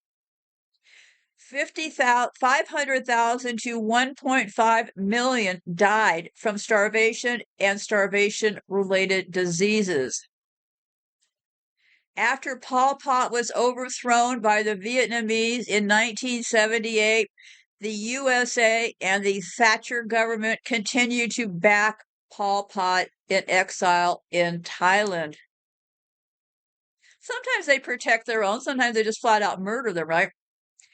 After the Khmer Rouge government had ceased to exist in January 1979, its representatives were allowed to continue occupying Cambodia's seat at the United Nations. No one got in trouble. In 1981, Brzezinski admitted that the U.S. supported Pol Pot. The U.S. government funded Pol Pot. A member of the UK's SAS said, "We trained the Khmer Rouge." Then we have another horrific incident. I thought, well, I'm looking at it. Might as well keep looking, right? Bangladesh genocide. In 1971, the deaths of 3 million people, the rape of more than 200,000 women, the 10 million who fled for their lives and took refuge in India, and the 30 million who were internally displaced shocked many people around the world. The attempt by the Pakistani military to destroy the Bengalis as a people during the Bangladesh War of Independence was recognized, at least by some, for what it was. The headline in the London Sunday Times simply read, "Genocide." So then we got to the Rwandas, right? But there's just been a lot of them. There's been Armenian genocide, and this is where I found the Circassian. See, it always pays to look at lists because I wanted to talk about genocide at the first part of this file today. And I just did a look for the 10 worst or the top genocides in the world. And then I thought, what is this Circassian genocide? Never heard about it. Well, I think it is a huge clue here. So let me go over a couple more. Our friends over in Ukraine, the Holodomor, which means murder by starvation. So the Holodomor, which is used to refer to the famine in Ukraine, that word means murder by starvation. Are you starting to see a trend here? A man-made famine brought on by the agricultural collective policies and actions of the Soviet authorities under the command of Joseph Stalin. The Holodomor claimed the lives of millions of Ukrainians in just 1 year between 1932 and 1933, disseminating Ukraine's agricultural life. Then we also had the Great Leap Forward that was done in China in the 50s. The Great Leap Forward was a push by Mao Zedong to change China from a predominantly agrarian farming society to a modern industrial society in just 5 years. It was an impossible goal, of course, but Mao had the power to force the world's largest society to try. The results, unfortunately, were catastrophic. And imagine this. Imagine at any time, these millions of people had fought back. Just think about that today, okay? I'll keep reading. What Mao intended between 1958 and 1960, millions of Chinese citizens were moved into communes. Some were sent to farming cooperatives, while others worked in small manufacturing. All work was shared on the communes, from childcare to cooking. Daily tasks were collectivized. Children were taken from their parents and put into large childcare centers to be tended to by workers assigned that task. Mao hoped to increase China's agriculture output while also pulling workers from agriculture into the manufacturing sector. So, Mao also wanted to free China from the need to import steel and machinery. He encouraged people to set up backyard steel furnaces where citizens could turn scrap metal into usable steel. Families had to meet quotas for steel production, so in desperation, they often melted down useful items such as their own pots, pans, and farm implements. As a result of the exaggerations, party officials carried off most of the food to serve as the city's share of the harvest, leaving the farmers with nothing to eat. People in the countryside began to starve. The next year, the Yellow River flooding killed 2 million people either by drowning or by starvation after crop failures. In 1960, not that long ago, a widespread drought added to the nation's misery. And keep your eyes on that Three Gorges Dam in China. I predict, and I don't like to predict, but it's based on having watched that thing carefully. I predict that Three Gorges Dam, when that dam blows, that will take out 40% of the population in China. The consequences, in the end, through a combination of disastrous economic policy and adverse weather conditions, an estimated 20 to 48 million people died in China. Did you hear me? An estimated 20 to 48 million people died in China. Most of the victims starved to death in the countryside. So, um, let's go back to the Hutus and the Tutsis. Well, actually, if you look back at the beginning things, and I'm going to be telling you here, I think what links I have. Let me see here. In 1957, the Hutu Manifesto was published and denounced the Tutsis and their perceived dominant position in Rwanda leadership. So, 1957, someone published something called the Hutu Manifesto, which denounced the Tutsis and their perceived dominant position in Rwanda leadership. When the king died in 1959, the Hutus, supported by the Belgians, rose up against the Tutsi leadership. Thousands of Tutsis were murdered and over 100,000 were forced to flee to neighboring countries, including Uganda. So they started the prep work for this in 1957, which would give them a couple of generations to start to drum this people up, right? So before I found the YouTube videos, I read through a lot of data. I have the following links down below. The tragic true story behind Hotel Rwanda. Hotel Rwanda, I am on purpose kind of staying away from. And here's why. Well, there's something going on there, of course. They say people were saved there. The guy running the hotel said he did it. Somehow they've gotten him locked up now. I believe he's probably in prison now. And it just got too convoluted. I believe the Hotel Rwanda, which is really the Mali thing, was used as a safe place for some people. Now, who were those people? I don't know. Probably some of their own people, right? Okay, so Hotel Rwanda. The next article, Kagame's hidden war in the Congo. Next one, Obama, the U.S., and 5 million deaths in the Congo.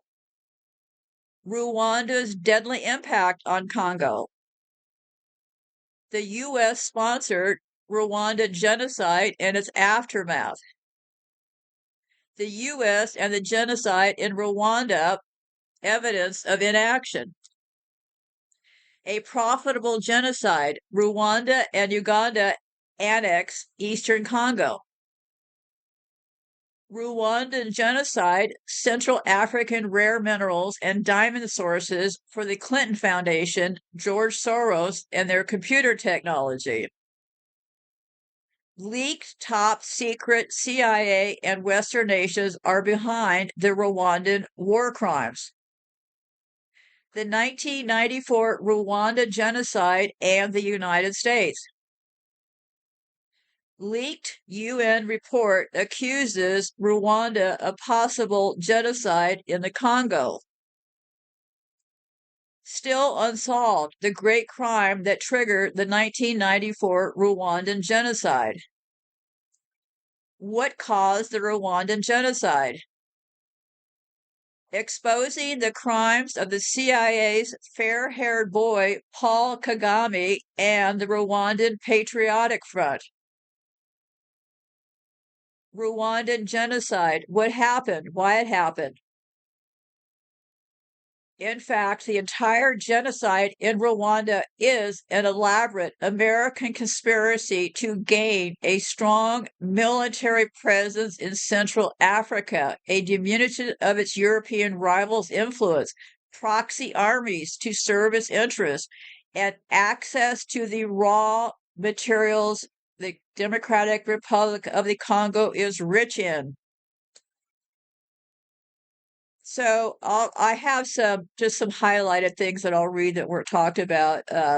Rwandans now appear to have been a CIA fabricated eugenics program that also served as a false flag pretext.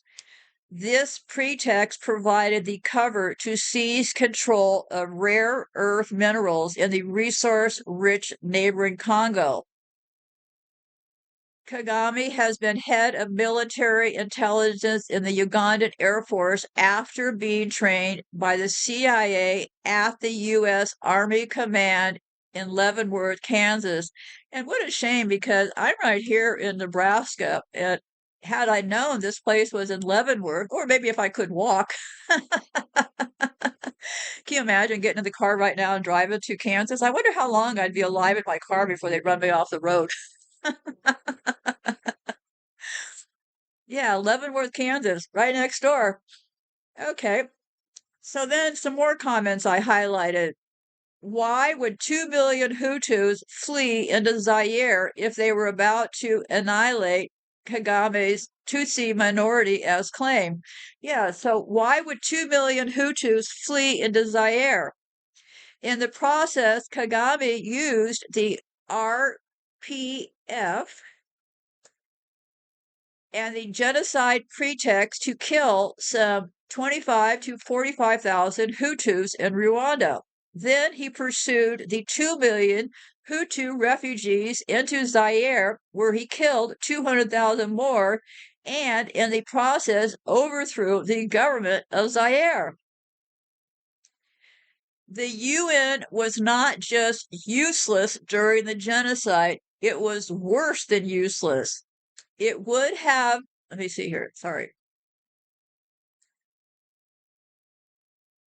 I was on a roll here, wait a second. Oh, okay, okay. Okay. The UN was not just useless during the genocide, it was worse than useless. It would have been better off for us if they did not exist at all, because it allowed the world to think that something was being done and that some parental figure was minding the store. It created a fatal illusion of safety. So another quote I had, yes, the U.S. has been engaged in the Congo action for the past 100 years. You know, the United States was the first country to recognize the Congo as the personal property of Leopold, allowing Leopold II of Belgium 100 years ago to control a land the size of Europe and causing the death of almost anywhere from 10 to 15 million African Congolese. The Clinton administration had a policy in the 1990s where they believed that they would need to have the Renaissance leaders of Africa. The Clinton administration had a policy in the 1990s where they believed that they would need to have the Renaissance leaders of Africa. And the people who were directly targeted for that policy were Zenawi of Ethiopia, Yarwe of Uganda, and Paul Kagame of Rwanda, where they were seen as a beacon of hope of Africa, the leaders that would bring out Africa. But these leaders, these three leaders I just mentioned, have two things in common. One, they invaded another African country. Two, they have blood of millions of Africans, but that policy supporting them, specific for Rwanda, became, because of what happened in 1994 with the genocide, gave them unfettered access to do anything they wanted to do. They could go to the Congo, African countries with impunity. They could go to Brunei and do any action in that country.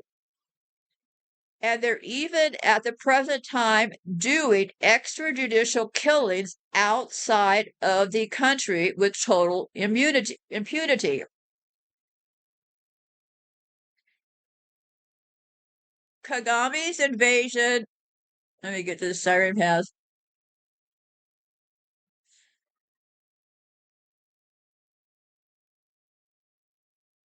By the way, I mentioned this a long time ago, so I'll repeat it.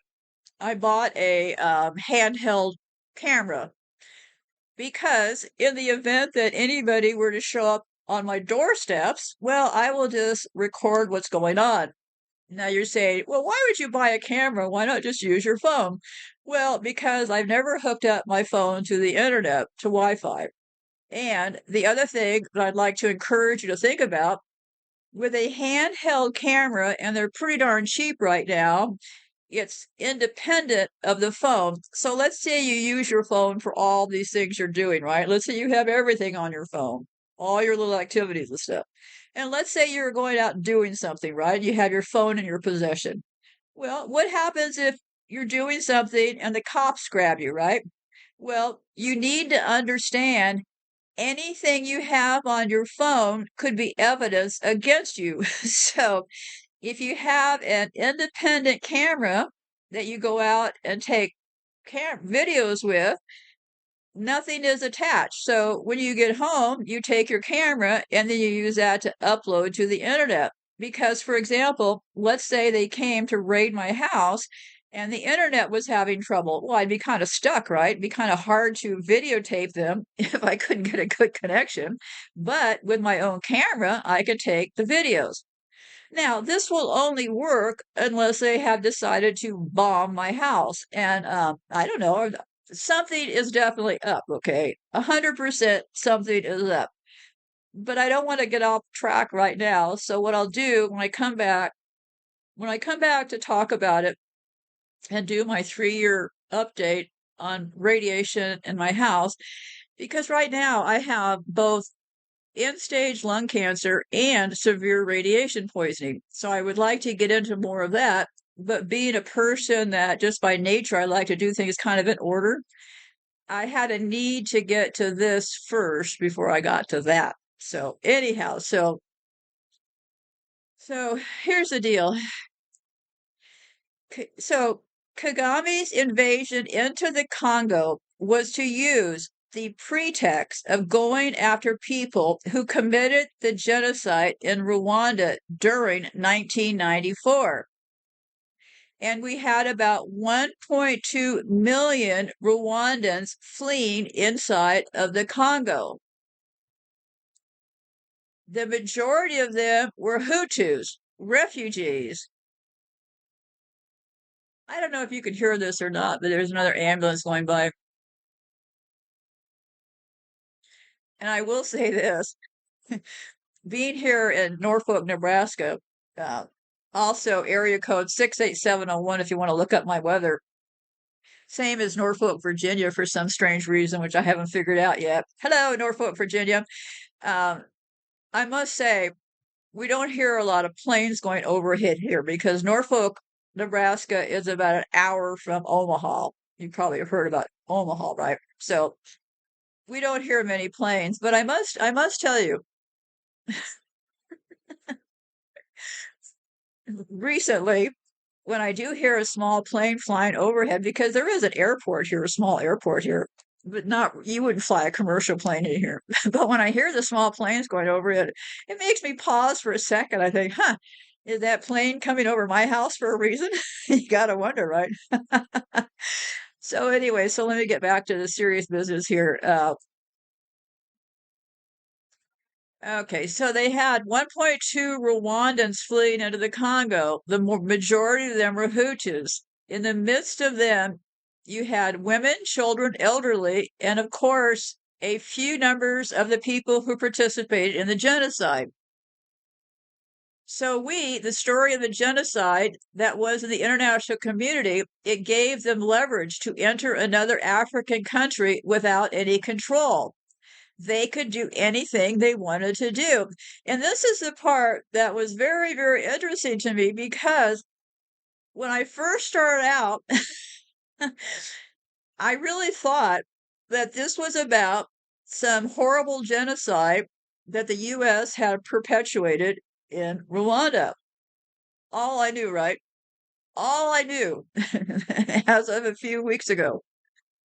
So what I'm trying to encourage you to do is keep looking. Okay, so this whole thing in Rwanda was to get into the Congo. And then the lights started going off, right? So they wanted to get into African countries without any control. They could do anything they wanted to do. So what took place? Unfortunately, in 1996, they invaded the Congo with the help of Uganda and put in front of the rebellion. They created a Congolese freedom fighter. I can call him that way, Laurent Kabila, who has been fighting Mobutu for many years. So, while they were making advances inside the Congo, what we saw unfold was that the Rwandan military directly targeted civilians. They massacred children, women, and elderly. And in 1998, when the story came out, the United Nations High Commissioner for Refugees documented the massacre of about 200,000 Rwandan civilians, brought it to the United Nations, and saying that the Rwandan government and the Rwandan military, while they were in the Congo, massacred civilians who were not combatants. The United States stopped that report at the UN at the time. So somebody tried to tell the UN that they were in there murdering Rwandan civilians. They went to the UN, okay? The United States stopped that report at the United Nations at the time. Funny how that works, huh? The United Kingdom, another high-profile ally of Rwanda, is beholden to Kagame for two different reasons. Its Conservative Party, which has long promised voters it is getting tough on illegal immigration, signed a deal with Kigali in 2022 to fly asylum seekers to Rwanda for processing. That agreement is being contested in British courts. Yeah, so far, London has already paid Kigali 140 million pounds, about 169 million for its cooperation. Boy, the US and the Brits are just all over. They're paying off people. They're trying to get Kenya to go into the Haiti mess. They just go around and use their fake money to get these people to cooperate, right? So, there is just a lot to this. So there's an investigation. I think I talked about this earlier about Rwandan asylum seekers infiltrating the US and the UK, saying that they're coming in saying that they're one thing and they're really trying to hunt down other things. The UK and US governments claim Rwanda is safe. Under the classification, the UK government has advanced certain refugee and asylum protocols which simultaneously institutionalize infiltration by RPF agents on one hand and the persecution of legitimate refugees on the other. The asylum situation in the United States is much the same. Kagame's men made no distinction between Rwandan Hutu refugees and Congolese Hutus. They killed them all. The Tutsi Rwandan military stayed in eastern Congo to exploit the raw minerals of the region, employing slave labor and selling the booty to multinational corporations. They were joined by the Ugandan military, who also set themselves up as entrepreneurs on Congolese soil. The Rwandans and Ugandans remain in the region. This is just, I did a quick look for what's going on now. Uniformed African gangs in league with Euro-American corporations in a killing ground that has swallowed up possibly 6 million Congolese. Some estimate Congolese excess deaths in areas controlled by Rwanda alone at 3.5 million. So just one area in the Congo that is controlled by Rwanda right now, as I speak, they estimate excess deaths of 3.5 million. Their blood and stolen heritage has made Kigali, the Rwandan capital, a bustling beacon of capitalist enterprise, a free market success story. Carnage on such a scale could not have occurred were it not for the connivance of the United States, which has nurtured Kagame at every juncture. After training him for major operational command, the U.S. funded Kagame's rebels throughout its Ugandan client, President Museveni. When Kagame's rebels invaded Rwanda, some of them still dressed in Ugandan uniforms, the Americans dismissed the Hutus' president's complaints.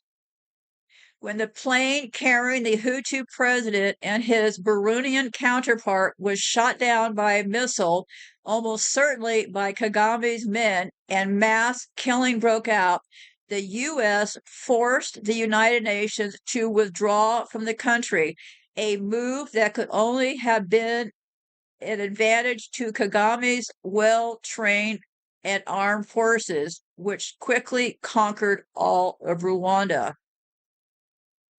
When United Nations reports showed Kagame was killing 10,000 Hutus a month inside Rwanda, even after the opposition had collapsed or fled, the United States halted an investigation. Then Kagame's men swarmed into Congo and the larger genocide began. Carnage on such a level could not have occurred were it not for the connivance of the United States, which has nurtured Kagame at every juncture. The leaked UN report cannot be put back in the bottle. Kagame, who labels all critics genocidaries or apologists for genocide, is exposed as the greatest mass killer on the face of the earth today. Kagame's mentors and funders in the U.S. government who aided and abetted his genocide in Congo must be equally accountable, if not more so, since the United States corporations derive the greatest benefit from Congo's blood minerals and the U.S. military gains the most advantage from Rwanda and Ugandan services as mercenaries at America's beck and call in Africa. It would be great if Kagame pitched a pathological fit and made good on his threat to withdraw his soldiers from Haiti, Chad, Liberia, and Sudan. but that would seriously inconvenience the United States, whose interests the UN peacekeeper mission serve. Kagame has no problem killing Hutus by the millions in Congo, but he will not dare upset the superpower to which he owes his bloody career. It is known that the missiles used to shoot down the aircraft came from stockpiles Americans had seized in their first war against Iraq, passed on to Uganda, and it was in a warehouse at Kigali Airport, rented by a CIA Swiss front company, that the missiles were assembled. In fact, the French anti-terrorist judge Jean-Louis Bruguion, who spent years investigating the plane shot down on behalf of the families of Boutros, let me see here. He said that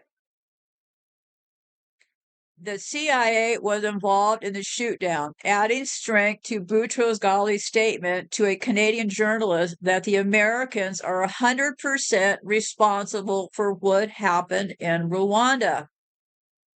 Rwandan genocide, which killed nearly 1 million Tutsi civilians, has been brutally exterminated over just 12 weeks by Hutu mass killers. But Rwandan carnage could be easily prevented if Washington wanted it to. Something similar happened later in Bosnia in June 1995, the Serbian massacre. So, yeah, anyway, so I think we kind of get the picture here, right? The point is that the 1994 Rwandan genocide became formed as a framework for further weaponization of the accusation of genocide by Washington on the global level in the years and decades to come. The Serbs had been the first victims. Simply, in many cases, the U.S. administration and its allied marionettes around the world have been provoking mass killings on an ethnic basis with acts of non-publicized mass carnage of their allies, but only of their enemies.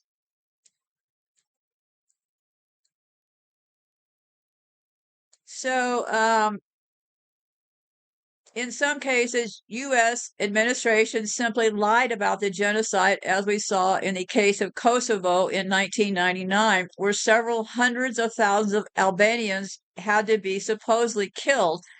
So, yeah, the UN and their NATO buddies. Hello, NATO. NATO is also over there in Norfolk, Virginia. The NATO base in Norfolk, Virginia, by the way, I think I can't remember. It wasn't publicized when they opened that base there. And that base is going to be a very convenient training ground for all these able-bodied men coming across the border, because with NATO right there, well, probably a good place to start training those troops, right? Um, so there is just, let me see here. They had the 600-page mapping report, states that after the 1994 genocide in Rwanda, blah, blah, blah, blah, yeah, oh, this is what they did. This is how these people think. This is a good one. Okay, this is how they think. So on April the 7th, the killings began. Hutu militias, most infamously the government-backed, went city to city and village to village, slaughtering Tutsis with guns and machetes. The militias were horrifyingly efficient, using a radio station to coordinate the beginnings of the campaign around the country and to tell people where the graves were not quite full. They were killing at a pace of about 8,000 Tutsis per day. There's a strong case the world could have stopped it. Despite his long record of brutality, Kagame was for years lionized in Western media, granted honorary degrees at prestigious universities, including Harvard, feted by Hollywood celebrities, and in 2009 made the Time 100 list of the world's most influential people. This was all part of a publicity campaign orchestrated by U.S. intelligence agency. Jim Lyons, the former FBI agent, has testified that Kagame was the fair-haired boy of the U.S. government and the Brits, trained by the CIA and M16. After the RPF invaded Rwanda illegally in October 1990, American aid was funneled through RPF sponsor in Uganda, which purchased 10 times more weapons in 1991 than in the preceding 40 years. So I think the geopolitical backdrop and huge profits help to explain Kagame's immunity from prosecution, despite the strong evidence implicating him in one of the greatest crimes of the late 20th century.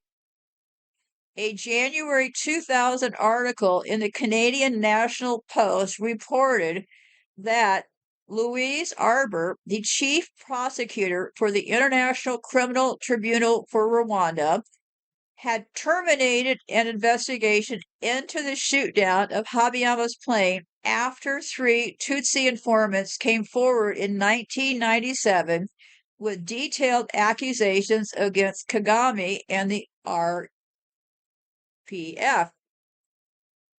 Unlike earlier mass killings such as the Holocaust, the international community had advanced evidence of the coming genocide. Once it launched, they had evidence of where it was going and still did nothing.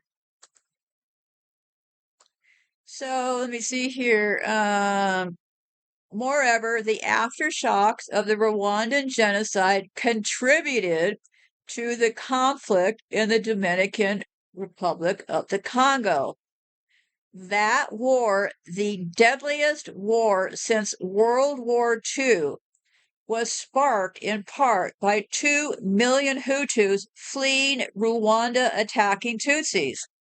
Some of the 2 million were military men who attacked Tutsis in the DRC. The Kagame government supported local Tutsi forces and the conflict escalated. Well, I don't have a second of doubt that any of this wasn't perpetuated by the U.S., right? And the Rwandan genocide is widely regarded as one of the worst atrocities in modern history. It has been compared to the Nazi Holocaust in its surreal brutality and systematic nature. Well, yeah, because the same people did them all, right?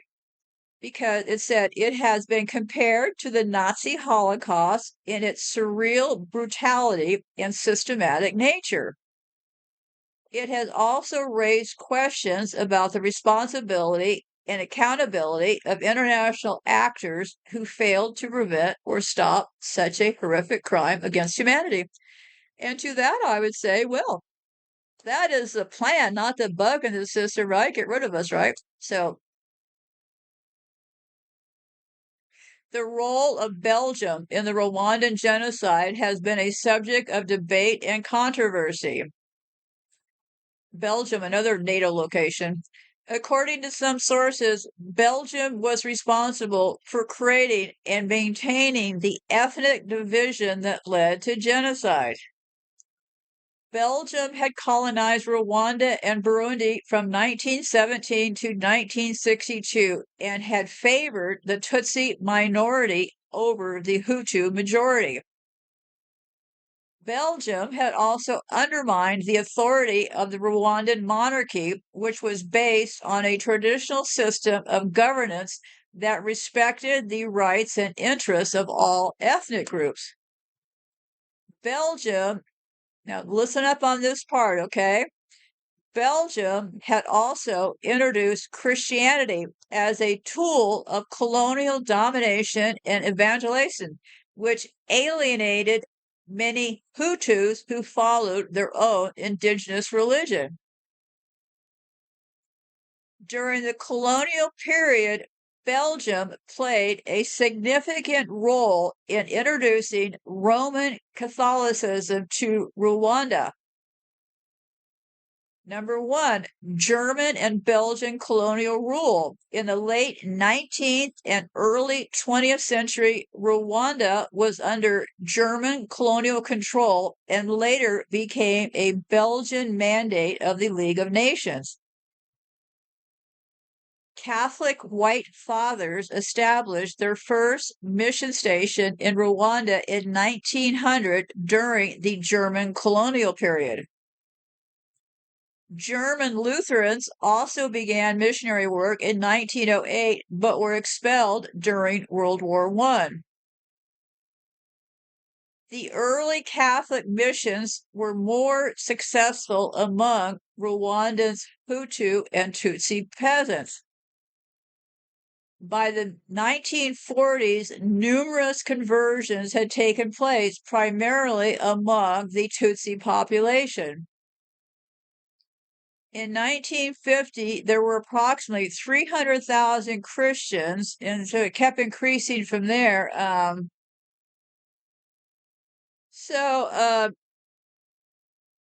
When the hierarchy was established in 1959, they became an arch. During World War II, church missions faced political troubles, exacerbated by famine. In the late 1950s, Rwanda became embroiled in tribal conflicts between Hutu, but yeah, we talked about that. Okay. And then, despite these challenges, the Catholic Church continued to play a significant role in Rwanda's history.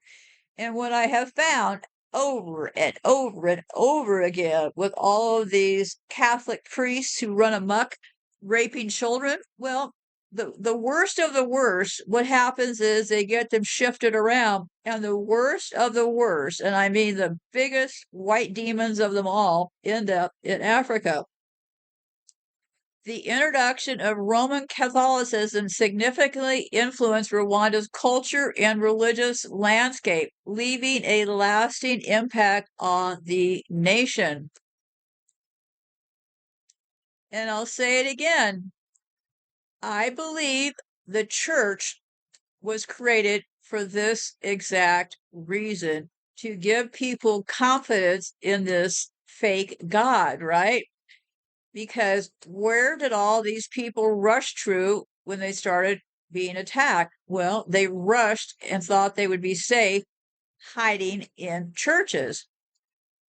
So I'm just going to scan through here real fast. I think I'm pretty much done. What happens next is this. Out of Rwanda came the Kagame principles, because they're always worried about our best interests, right? So they are these Kagame principles. What that does, and I've talked about this so much. Kagame principles was signed by. Let me scroll down here and see. Almost every nation has now signed on to the Kagame principles, and let me just recap here. The United States is announcing its support for a set of principles that give a green light for UN peacekeeping troops and police to use force to protect civilians in armed conflicts. U.S. Ambassador Samantha Power told a high-level UN meeting Wednesday focusing on the responsibility to protect civilians that the United States was proud and humbled to join 28 other countries that had pledged to abide by the 18 pledges. UN peacekeepers from these 29 countries are now required to act in cases where civilians are in danger. The Kigali principles are designed to make sure that civilians are not abandoned by the international community again, she said, recalling how UN peacekeepers left Rwanda before the 1994 genocide. And today, the U.S. Senate, with strong bipartisan support, gave advice and consent to ratify the Kigali Agreement to the Montreal Protocol. They always tie these things up. If you look up the Kigali principles, I just lunged into the other one. If you look at the Kigali principles, this was the act to say that, well, we'll put UN troops on the streets to protect citizens. Now, if right now I've told you what they did to so-called protect citizens, right? Do you have any thought that this is really to protect citizens, or is it to control and corral us into some sort of compliance, right? Uh, and I bet you people will cheer. They're wrapping up so much consent and so much conflict between people that I think most people, when the UN troops land here, people will be happy. Will they land before they buzz us with planes and firebomb us? Don't know. Uh, but those troops are going to be here. That is a fact. Uh, so I would like to, let me see. I think we're walking into such a huge trap. What I was going to say is then they came up with this new thing recently. It's called the Kigali Amendment. And the Kigali Amendment has to do with the ozone layer and stuff. Doesn't have anything to do with the Kigali principles. Because the 2015 Kigali principles emerged from the failures of the UN during the genocide in Rwanda. And they are promoted most notably by Paul Kagame, the former military leader turned authoritarian ruler of Rwanda. And Kagame was really how I got started also, because I had all these files on the genocide, and first thing I noticed was that Kagame was there before, and Kagame was also there after, right? Seemed a little suspicious to me. Okay, so I think that is about it here. So what they're going to be doing is they're circling us with all these rules, right? And one thing I'd like to point you to take a look at is they have this set of, let me see here. Okay, so they have this thing called these Health Powers Act, and what they're doing is they're conspiring with who are you going to call to come up with different pandemic-related controls. The COVID-19 pandemic proved once and for all that no one is safe. Let me see here. No one is safe until everyone is safe. A health crisis somewhere can very quickly become a health crisis everywhere. The COVID-19 pandemic also showed us a weakness in the international system. Yeah, because these people are a bunch of psychopathic liars, right? But anyway, here's my point. What you're looking for is called the Pandemic Accord, okay?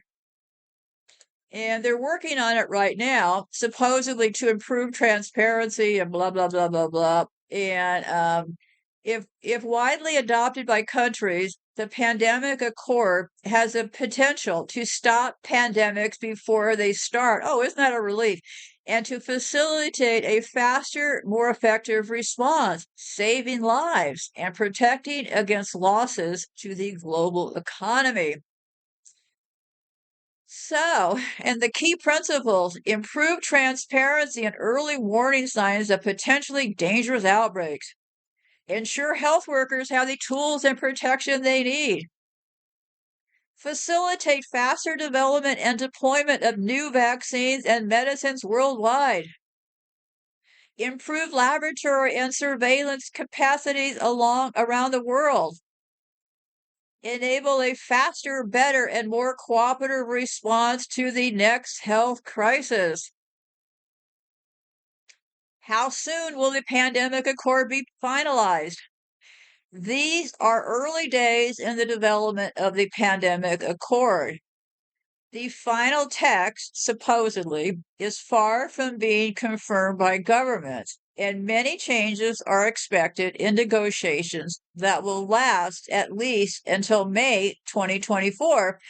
And we're right now in April 2024, right? So we're talking in the next 30 days, right? So I guess they're having some trouble organizing all this stuff. So what is the Kigali Principles going to be about? Well, to train all of our troops on the protection of civilians prior to their development of missions. Number two, to ensure that our sector and contingent commanders, as well as our nominees for mission leadership positions, have a high level of training and preparedness on peacekeeping operations, and in particular, the protection of civilians. To be prepared to use force to protect civilians as necessary and consistent with the mandate. Such action encompasses making a show of force as a deterrent, interpositioning our forces between armed actors and civilians, and taking direct military action against armed actors with clear hostile intent to harm civilians. Number four, not to stipulate caveats or other restrictions that prevent us from fulfilling our responsibility to protect citizens in accordance with the mandate.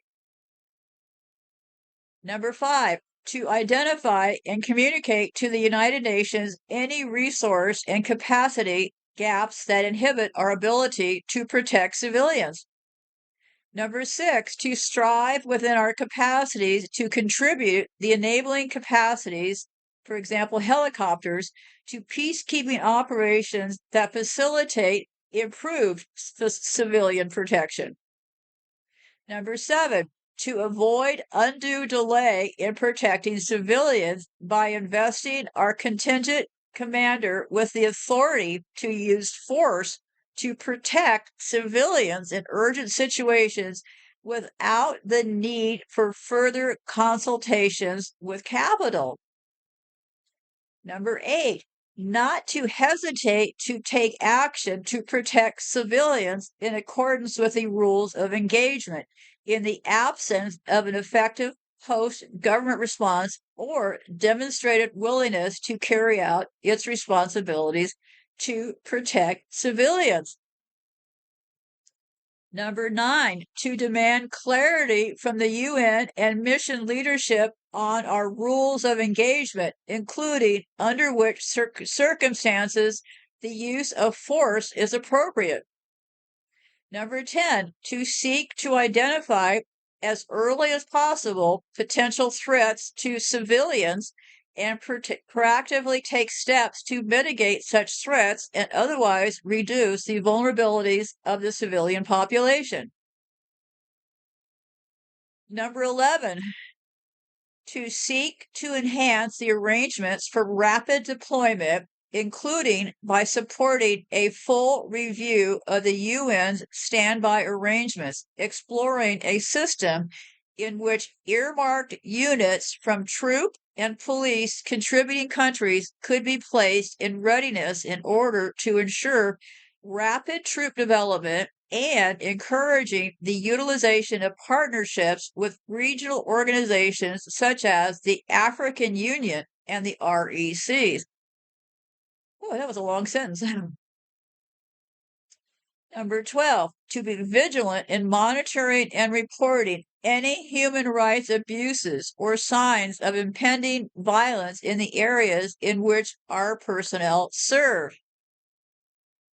Number 13, to take disciplinary action against our own personnel if and when they fail to act to protect civilians when circumstances warrant such action. Number 14, to undertake our own review in parallel to any after-action review in the event that our personnel are unable to protect civilians and identify and share key lessons for avoiding such failures in the future. Number 15, to hold our own personnel to the highest standard of conduct and to vigorously investigate and, where appropriate, prosecute any incidents of abuse. Number 16, to better implement protection of civilian mandates and deliver on our responsibilities, we request better, regular, and more extensive consultations on the mandating of peacekeeping missions. When mandates of peacekeeping missions are under review and may change, it should also be mandatory for the Security Council to consult all troop and police contributing countries deployed to the mission. We commit to bring our own ideas and solutions to these consultations that can strengthen the implementation of protection of civilian mandates. Number 17, to urge the Security Council to ensure that mandates are matched with the requisite resources and to commit to support a process that addresses the current critical resource gaps in several missions. We support a more phased mandating process that can ensure a better alignment of resources and mandates. Number 18, noting that any well-planned mandate implementation may be undermined by inefficient mobility, logistics, or support, to call for efficient support of all military plans, including contingency plans, and to commit to work with the Secretariat to review the current support arrangements, including possible transfer of authority over more of the logistical capacity to the military component where appropriate. So they're kind of sliding this in here, right? They're saying, well, yeah, we'll transfer the authority around. Oh, yeah, we'll send it to the military group. So anyway, member state endorsements as of 13 April 2020 include Australia, Austria, Bangladesh, Belgium, Bulgaria, Burkina Faso, Canada, Dubinatat, Egypt, Estonia, Ethiopia, Finland, France, former Yugoslavia Republic of Macedonia, Germany, Ghana, Guinea, Ireland, Italy, Kenya, Latvia,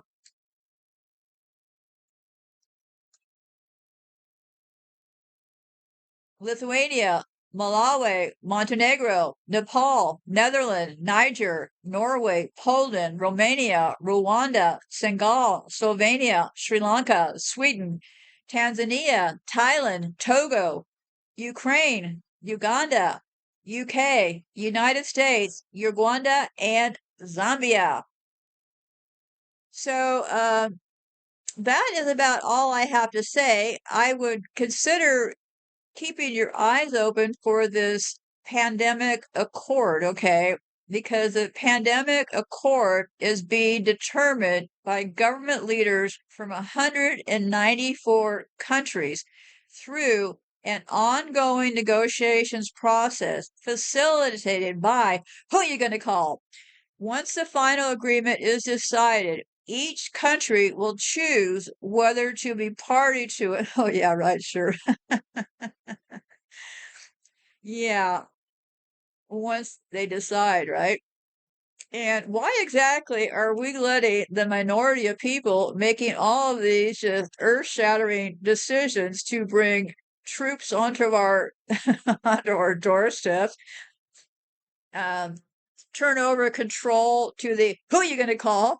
It all sounds like, oh, I don't know. Since this is a game board and we're all players on this game board, I hope that I've shown that these people in charge are pretty murderous, right?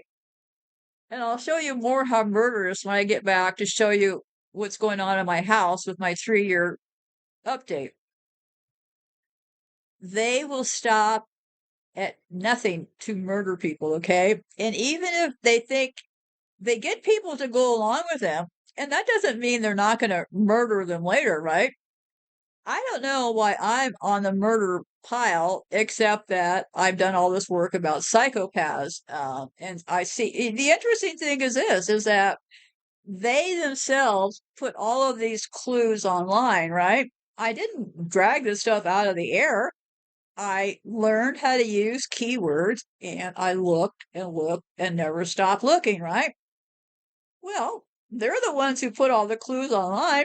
So what kind of deal is this that I find all the clues, I figure out who they are, and I'm uncovering their next murderous plot against the rest of it, but yet they're going to kill me for it.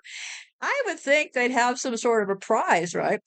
Whoever makes it to the end and figures out who we are, we're going to reward them. No, not these people. They're going to murder me for figuring it out.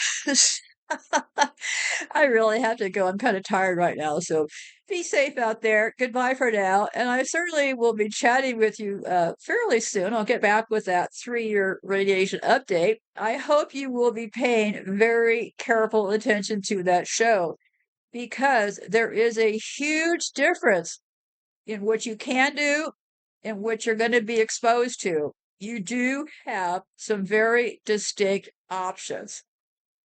You will be able to keep on the game board if you understand what your surroundings are, and you've got to be able to work in your own house before they bomb us, right? So your house needs to become a safe zone. I'll show you how to set that up. And remember, we're in this for our own survival, right? We all chose to be here on the game board. And I believe still today, this is the final chapter. The sodomites are in charge. They're gathering up as much money as they can get their paws on. They're murdering as much of us as they can. And keep in mind, the sodomites are the minority. And here they are drumming down after all of us. If you think this is just about the sodomites killing off all the dark skinned people, well, that would not be, they're just killing off the dark skinned people first because they can get away with it, right? Because unfortunately, most people over here in white people land haven't been paying that much attention, sadly, to what's going on in Africa all this time. So let's pull our heads up. Let's start to think about what's going on. And most importantly, get some sleep. I get all of these ideas because I'm getting some sleep. They would have gotten me a whole long time ago. And I'll be back to talk about more of that. But what I'm saying is, get some sleep. And I'll be sharing some tips if you haven't been able to get some sleep with how to get some sleep. Because as sick as I am, all of us around here are in fact sleeping, and that is giving our body the DNA repair that's keeping us rolling along. I suggest you take a look at the file I have on my website called Top Pods. There I have the shows that you might want to pay attention to. Maybe before you thought, well, I don't think dams are going to be a problem. Yes, dams are going to be a huge problem. So I curated a bunch of shows for you to take a look at. Our bodies are fine-tuned electrical machines. That is why they invented electricity as a first starting point to destroying us. So I think we have a lot of people around us who have been identified as being mental cases because of their body's inability to handle the electricity. But we're seeing it as, oh, those people are just too nervous. Yes, high level of electricity makes you very anxious. Trust me, I now have transformers surrounding my entire home. The amount of anxiety in this house would be great. So I've had to work around that. But what about people who don't know that's what's happening with them, right? Well, that's how they sell more pills, right? Because if they get everybody anxious in their own homes, then they can sell you more deadly solutions, right?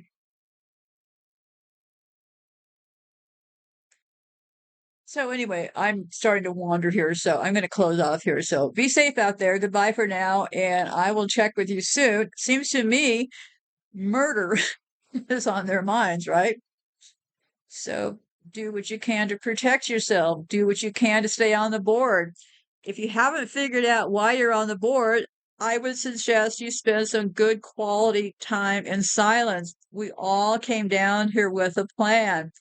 We're only victims if we see ourselves as victims. We all knew in advance, well, except for maybe a few twists and turns, but this thing has all been pre-coded, right? It's all been figured out, and we all agreed to what was going on before we came here.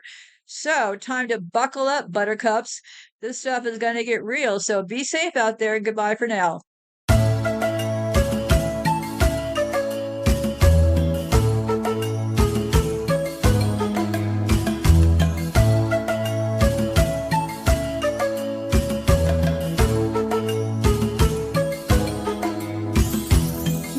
Now, democracynow.org, The War and Peace Report. I'm Amy Goodman. We continue our coverage of the 20th anniversary of the Rwandan genocide. We go first to Washington, D.C., where we're joined by Emily Willard. She's a research associate at the National Security Archive. The organization's running the Rwanda 20 Years Later project, which is part of its broader genocide prevention project. Willard and her team are utilizing formerly classified documents released by the Defense Intelligence Agency to help bring accountability for the atrocity.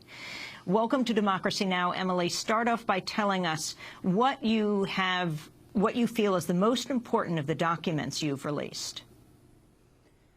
I think one of the most important documents that we've released is over the years one of the key documents shows the U.S.'s and the international community's failure to intervene in Rwanda when the genocide was already occurring. There's a Department of Defense memo sent to the National Security Council. It's a one-page, three-paragraph memo clearly saying that there's an idea that the United States could jam the radios, the national radio program in Rwanda that were inciting the massacres. And this document clearly says that a decision was made that it would be ineffective and too expensive to jam the radios, and that it would be cheaper for the United States and more efficient to follow up after the violence had ended with aid support. So this clearly shows U.S. apprehension in getting militarily involved, and going for the after the fact relief. However, the key point here for people who aren't familiar with this is the role of the radio in the genocide, the incitement to kill Tutsis, calling them most famously cockroaches. Yes. Yes. And while this document is certainly key, and we've had this one for a while, the remaining key documents that really will tell the behind the scenes about how some of these key decisions were made are still classified, and they're bogged down in the declassification process. So unfortunately, some of the very key documents that we really need as an international community to understand how these key decisions were made are still not available to the public. And we're in the process of working with the government to get them declassified, but unfortunately, those key behind-the-scenes conversations are not available to the public. I want to go to some of the clips of U.S. officials. The United States government carefully avoided using the word genocide to describe what was happening in Rwanda. This is a clip from the PBS Frontline documentary Ghosts of Rwanda. It begins with a State Department briefing, April 28, 1994. Comment on that, or a view as to whether or not what is happening could be genocide? Well, as I think you know, the use of the term genocide has a very precise legal meaning, although it's not strictly a legal determination. There are other factors in there as well. When in looking at a situation to make a determination about that, before we begin to use that term, we have to know as much as possible about the facts of the situation. Out of curiosity, given that so many people say that there is genocide underway or something that strongly resembles it, why wouldn't this convention be Well, involved? I think, as you know, this becomes a legal definitional thing, unfortunately, in terms of as horrendous as all these things are, there becomes a definitional question. Madeleine Albright, then Secretary of State, speaking in '94. 7 weeks into the genocide, then President Bill Clinton restated U.S. policy on intervening in foreign conflicts. The end of the superpower standoff lifted the lid from a cauldron of long simmering hatreds. Now the entire global terrain is bloody with such conflicts, from Rwanda to Georgia. Whether we get involved in any of the world's ethnic conflicts, in the end must depend on the cumulative weight of the American interests at stake. That was President Clinton. During a press conference in June '94, Reuters correspondent Alan Ilsner questioned State Department spokesperson Christine Shelley and how she would describe the events taking place in Rwanda. We have every reason to believe that acts of genocide have occurred. How many acts of genocide does it take to make genocide? Alan, that's just not a question that I'm in a position to answer. It's true that that you have specific guidance not to use the word genocide in isolation, but always to preface it with this word acts of. I have guidance which I try to use as best as I can. I'm not. I have. There are formulations that we are using that we are trying to be consistent in our use of. That was the State Department spokesperson Christine Shelley being questioned by the Reuters correspondent Alan Ilsner. Scott Strauss is also with us now, in addition to Emily Willard. Scott Strauss is professor of political science and international studies at UW-Madison. He's written several books on Rwanda, including The Order of Genocide, Race, Power, and War in Rwanda. Professor Strauss, the significance of the U.S. response at the time, not willing to call what was happening a genocide? Well, the U.S. was one of the key actors at the time, and the policy was clearly not to get involved in Rwanda. But the U.S. and as the leading actor on the international stage at that time, the U.S.'s actions were critical. But the U.S. wasn't acting alone. I mean, Britain and Belgium at that time, and within the bureaucracy of the United Nations, there was a real reluctance to get involved. And France as well, of course, leading to the fight that's happening today with the delegation, the high-level delegation pulling out of the genocide commemorations because of Kagame saying that the French were responsible. Yeah, the French have a much more controversial history with Rwanda, both before the genocide and even during the genocide. France was the leading ally of the regime in Rwanda, the regime that ultimately orchestrated the genocide. So the controversy is really how much did they know, when did they know, some people accuse them of being involved in the preparations for genocide. I think that goes too far. But nonetheless, they were the main ally of the regime that orchestrated genocide. And so that's one of the reasons why their role has been so controversial in this particular history. In 2001, Samantha Power, now the U.S. ambassador to the United Nations, wrote an article in the Atlantic magazine called Bystanders to Genocide. In it, she wrote, quote, "The United States did much more than fail to send troops. It led a successful effort to remove most of the UN peacekeepers who were already in Rwanda. It aggressively worked to block the subsequent authorization of UN reinforcements. The United States, in fact, did virtually nothing to try to limit what occurred. In order not to appreciate that genocide or something close to it was underway, U.S. officials had to ignore public reports and internal intelligence and debate," she wrote.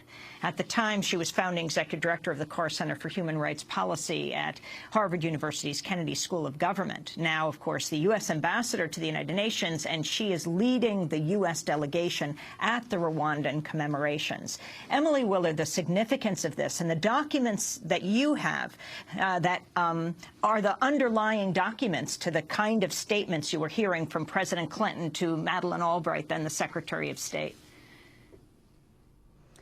Yes, the debate around whether or not the genocide had actually occurred was very clear. Right after the plane was shot down and the violence started, there was a debate going on with the Department of State, and at the end of it wasn't until the end of April that it was declared publicly that acts of genocide had occurred, and then not until the beginning of May that the Secretary of State came out and said that a genocide had occurred. And you see in the documents, the reporting within the State Department, a very clear hesitation to not overestimate the number of people who were being killed.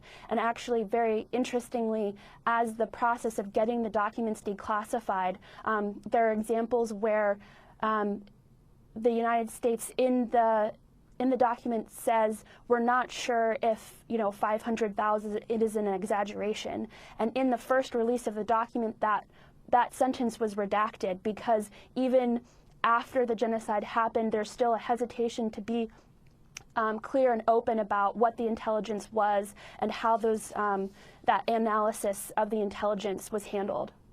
And the Dallaire facts, the significance of this, Professor Strauss, if you could comment on this, the head of the UN peacekeepers writing to the United Nations that a genocide was about to take place. So I think that, people have gone back and looked, and there have been clear warnings that something really terrible was happening, including the possibility of genocide or extermination. And the significance of the January memo that Dallaire wrote was a clear warning to United Nations headquarters in New York that there were efforts to train militia, that there were stockpiling of weapons, there was a clear warning that there was going to be significant violence against Tutsi civilians, even possibility of extermination. And Dallaire was essentially requesting some type of authorization to be aggressive in uncovering those stockpiles of weapons and so forth. And the UN headquarters was essentially risk-averse, said, don't do it, don't get involved. And so this was a real early warning, a chance that something could have happened before the genocide started in April, and the decision was not to do something. So I think the significance is a refusal to act on early warning and really ignoring the possibility that something really awful could happen in Rwanda. And Emily Willard, how unusual it is that you cannot get these documents declassified from 20 years ago. That's definitely a concern because especially with presidential records, 12 years after the president leaves office, there should be an increased access to the information. And this 20 years expired last January. So it is very concerning that we're still having a hard time getting, especially the behind the scenes. You're talking about President Clinton. Yes, the presidential records from the National Security Council where a lot of these decisions were likely made. So it is concerning because, 20 years after the fact, especially that the documents and the information is about We're going to have to leave genocide. it there. Emily Willard, thanks so much for being with us, and Professor Scott Strauss of University of Wisconsin. I'm Amy.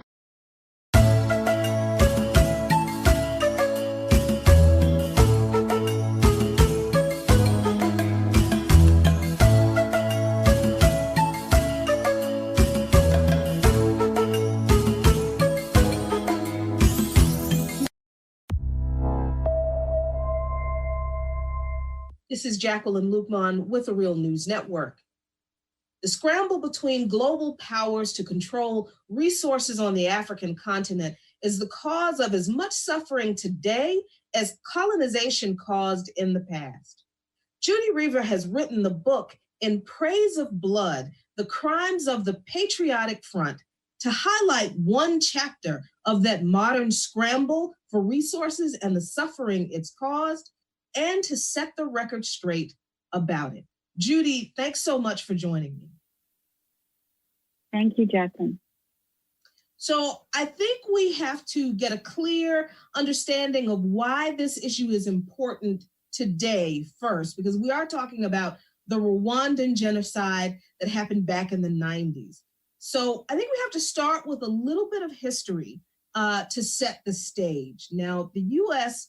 under President Bill Clinton, and please correct me if I'm wrong at any point, the U.S. under President Bill Clinton began to pave the way for a giant resource grab in the CONGO, which is the most resource-rich country on the planet, basically, in the early 90s, and backed the Rwandan Patriotic Front, or the RPF forces, that were led by Paul Kagame, who was then trained in intelligence at Fort Leavenworth here in the United States in the RPF's takeover of Rwanda.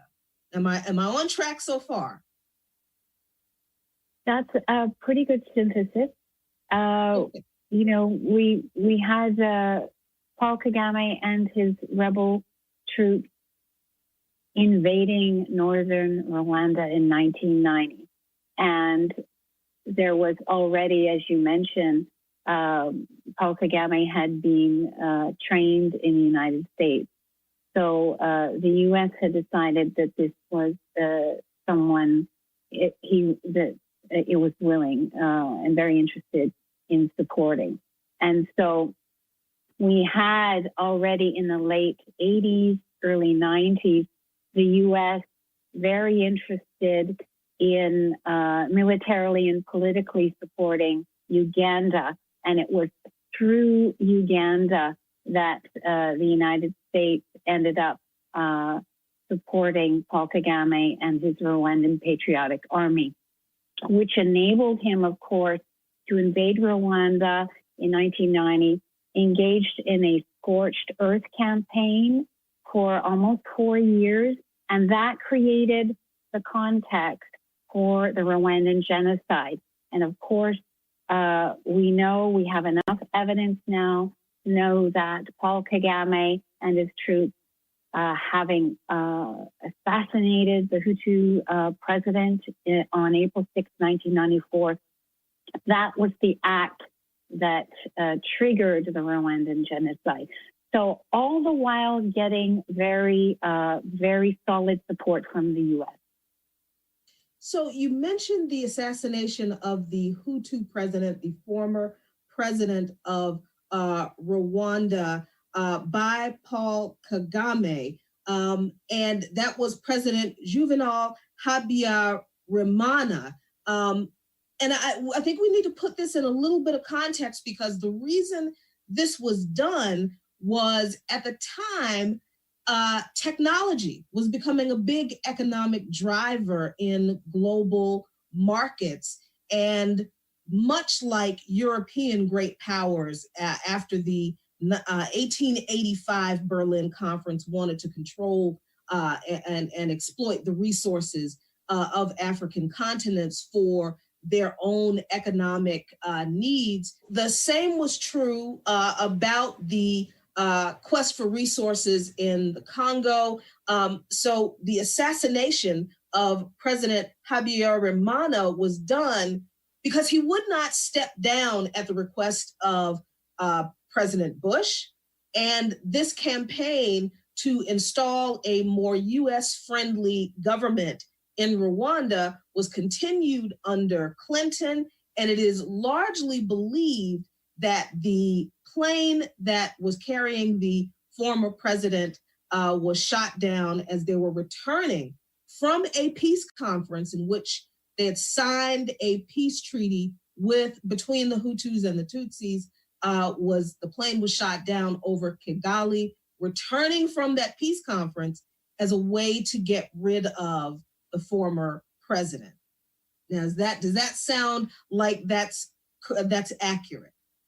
Well, in terms of strategy of, I would say, U.S. militarism and global capitalism, if you want to look at the roots of some of the drivers of the conflict, you have to go back. We've talked a little bit about the 1980s and the 1990s. What you're seeing in the 1990s is, actually it started in 89 with the coup in Sudan. And so you had the United States becoming very interested in containing Islamic insurgency or Islamic power on the continent with the coup and with the rise of Omar al-Bashir in 1999. At the same time, we saw in the 1990s, certainly copper and cobalt plummet. The production of those two strategic minerals plummet in Congo, okay?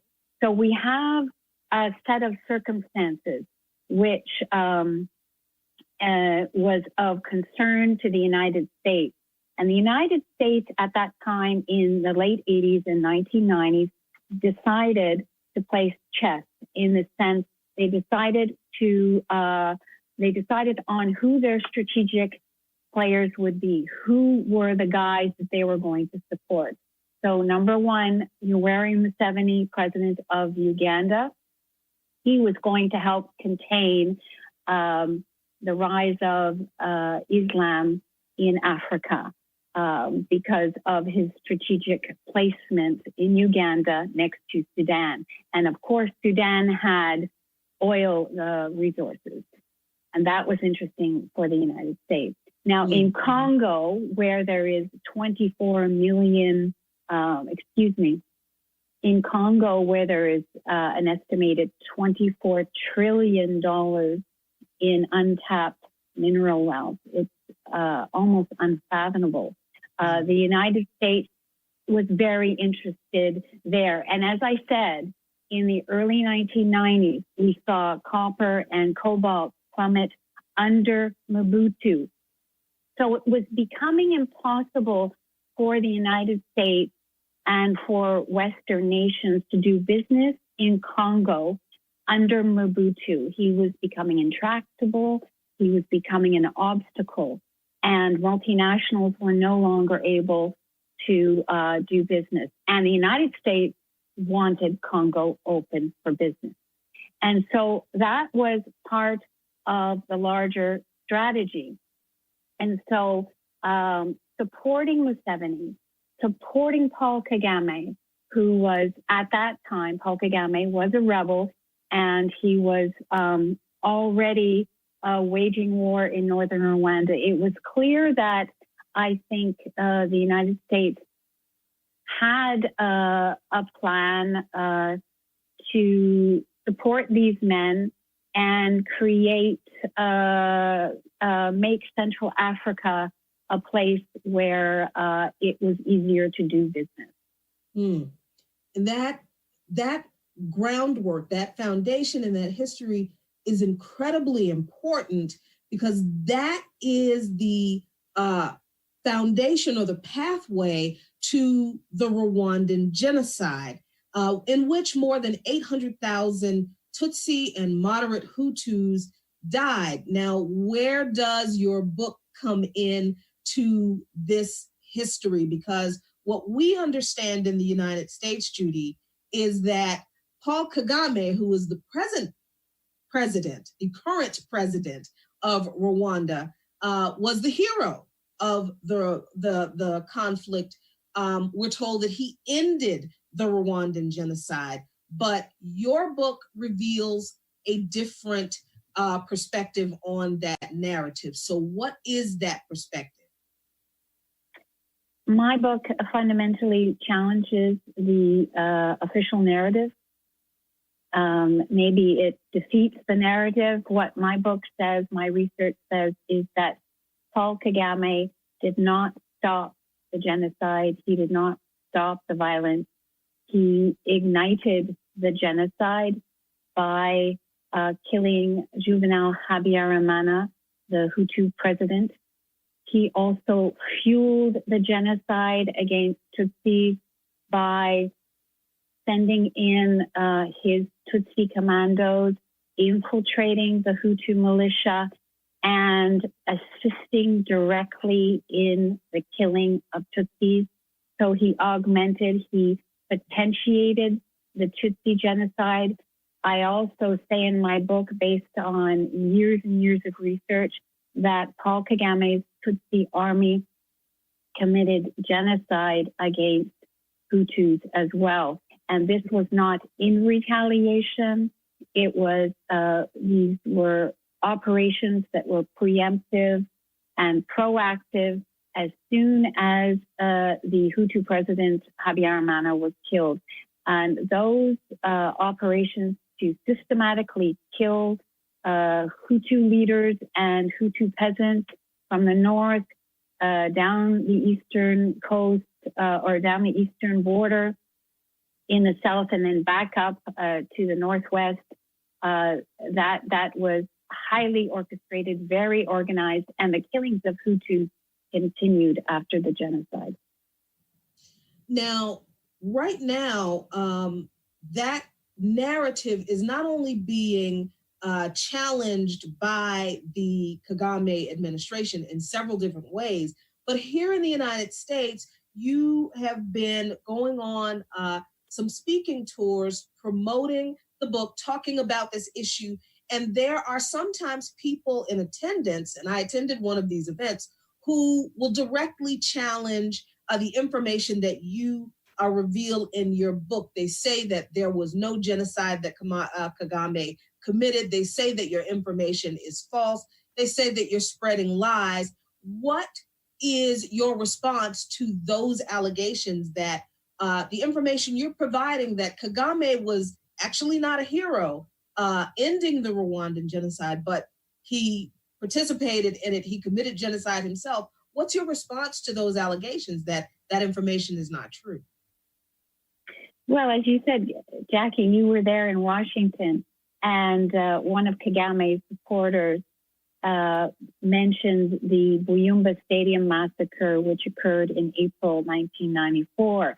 I talk about this grisly massacre by the Rwandan Patriotic Front of Hutu civilians, men, women, children, and babies. And he said it was a myth, that it never happened. And a lot of people were shocked. And I said to him that there was so much evidence, an incredible amount of evidence of this massacre at the Buyumba soccer stadium in 1994. There was evidence that was in the UN documents, documented at the UN tribunal. One of the investigators that I spoke to, who worked at the UN tribunal that set up to prosecute the most serious crimes of the genocide, said never in his life had he collected so much evidence on a massacre, that it was a mass killing. Thousands of victims were killed. He had people who were members of the RPA stationed outside the stadium. He had collected testimony from them. He collected testimony from some of the soldiers inside the stadium who killed these Hutu civilians. He had testimony, this is a UN investigator I'm talking about, had testimony from soldiers who brought the bodies, the corpses out of the stadium, transported them on trucks, buried them. I mean, it was incredible. Never in his life as an investigator at this tribunal did he collect so much evidence. And of course, I interviewed a number of people who were at the scene of that crime as well. And the interesting thing about the exchange that you're talking about, that I was a witness to, but that I've also seen critics of your book use online, and the response that you give and that you document in your book, is that this is not information that is hearsay. There are eyewitness accounts that have been documented, not just by you in interviewing survivors, but also the United Nations has documented, collected this evidence, have interviewed survivors, have confirmed that these people they have interviewed are survivors, and the evidence, according to the UN, is insurmountable. But still, there are critics who decry the idea that Kagame was not the hero that the United States and other Western nations make him out to be, to the point that now, Judy, there is repression of people who are openly challenging Kagame in Rwanda, who are being targeted by his administration. Can you talk a little bit about that? Well, sadly, this is ongoing. His repression, his terror inside the country, ever since he took power, but increasingly Tutsis and Hutus, but interior Tutsis survivors are targeted in Paul Kagame's Rwanda. Within the last few days, a very much loved Tutsi survivor, a gospel singer named Kizito Mihigo, died in detention, military detention, police detention, and it is believed that he was murdered. Most people believe he was murdered. This man was very much admired and talked about the importance of ethnic reconciliation. He also challenged the official narrative. He said that Hutus died as well during the genocide and their deaths mattered. Remember, he was a Tutsi survivor. He lost many family members during the genocide. And so people saw him as a symbol of hope and reconciliation. And so many millions of Rwandans inside the country and abroad are crying this week. They're stunned that Paul Kagame and his henchmen could stoop so low as to apparently murder this person. And so Rwandans in general, especially those who tried to speak out or might be seen as potential dissidents inside the country, are very much living in fear. We have Kagame's death squads operating outside the country. Many people have called the RPF and Kagame criminals without borders. And so no one is beyond his limits. That is absolutely horrifying that people just recently, as a few days ago, are still being targeted by this regime. And it truly is a regime. That's not a word I use lightly. Judy, what does these issues, what does this information mean? What should it mean to people watching this interview right now? Why should people be concerned about what happened in the Rwanda and the ongoing legacy of the Kagame regime? Why should people be concerned about this in their everyday life right now? It's very serious. I mean, I've studied these questions of the political and security issues plaguing Central Africa for a few decades now. And I'm very much concerned, but I think we should all be concerned as global citizens. And one of the things I'd like to say is that there are so many there has been a history of troubling, concealing, hiding Kagame's crimes, suppressing them, dismissing them, minimizing them, and even justifying those crimes by our Western governments, particularly by the United States government. And I think as American citizens and people who are listening to your interview, I would think that people should be concerned about what their government does and how U.S. policies have fueled the conflict in Central Africa. Remember, by supporting, militarily and politically supporting Paul Kagame and his troops to unleash the genocide, and by giving them tremendous amount of support and cover for the invasion of Congo, overthrowing Mobutu, and waging wars there over the last 23 years, where millions of people have died, and that conflict is still raging. So these are all pressing issues. They're burning issues that I think enlightened Americans should be concerned about. Yes, definitely. And especially since the resources that are coming out of the region that is affected by these conflicts are in our hands every day, are on our desks every day. We watch them every day. Cell phones, laptops, televisions, other kinds of electronics, batteries, even electric motored cars. So Judy, how can people, number one, support the journalists, dissidents, and activists who are actively speaking out against the Kagame regime, both in Rwanda and outside of the country? And what can people do also if they want to participate in bringing accountability to the Kagame regime?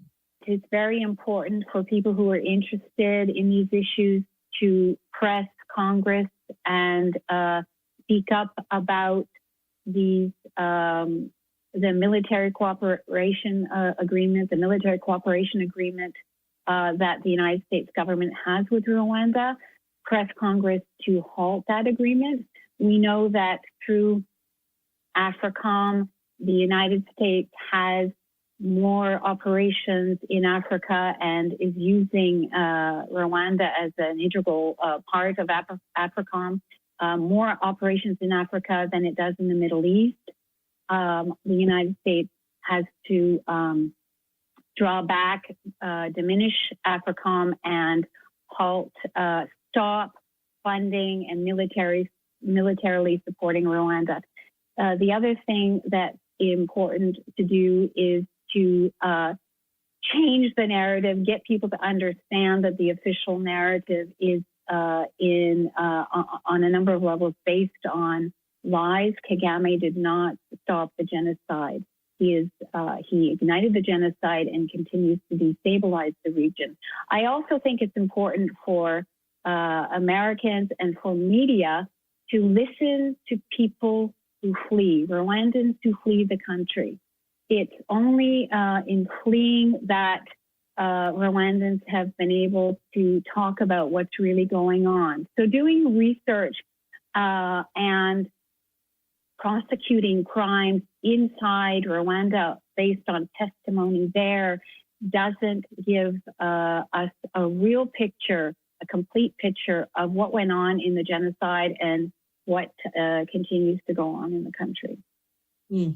Judy Reaver, thank you so much for taking this time to talk about this very, very important issue and to talk about your book, In Praise of Blood, The Crimes of the Patriotic Front.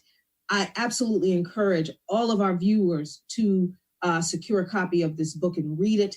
Thank you so much, Judy, for joining me today to talk about all of this. Thanks, Jacqueline, for having me. And thank you for watching. This is Jacqueline Lukman with the Real News Network in Washington, D.C.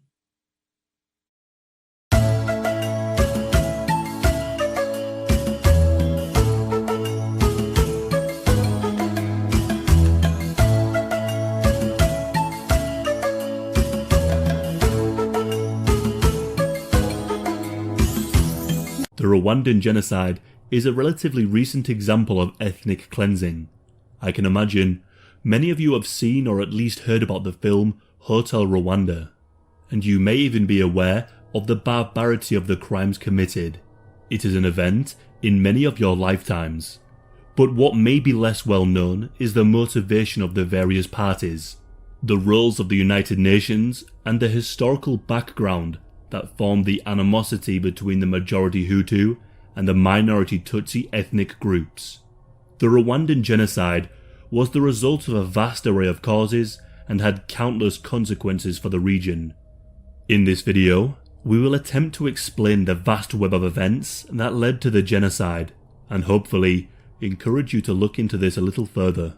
It is perhaps helpful to start by explaining the historical roles of the Tutsis and the Hutus. The Kingdom of Rwanda was originally ruled by the minority Tutsi aristocracy overseeing the majority Hutu, who were largely farm labourers. This is a generalisation, and of course, there were certain roles for Hutus in the Tutsi royal courts, and likewise, there were Tutsi peasants.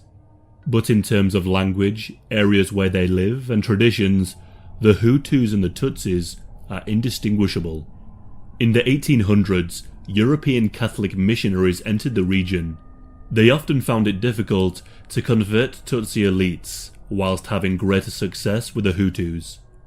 Rwanda was colonised by Germany in 1897, who brought with them the notions of race.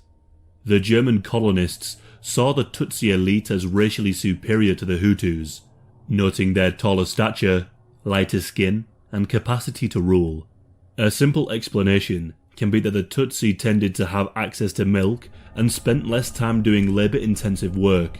They tended to be taller and lighter skinned than the average Hutu.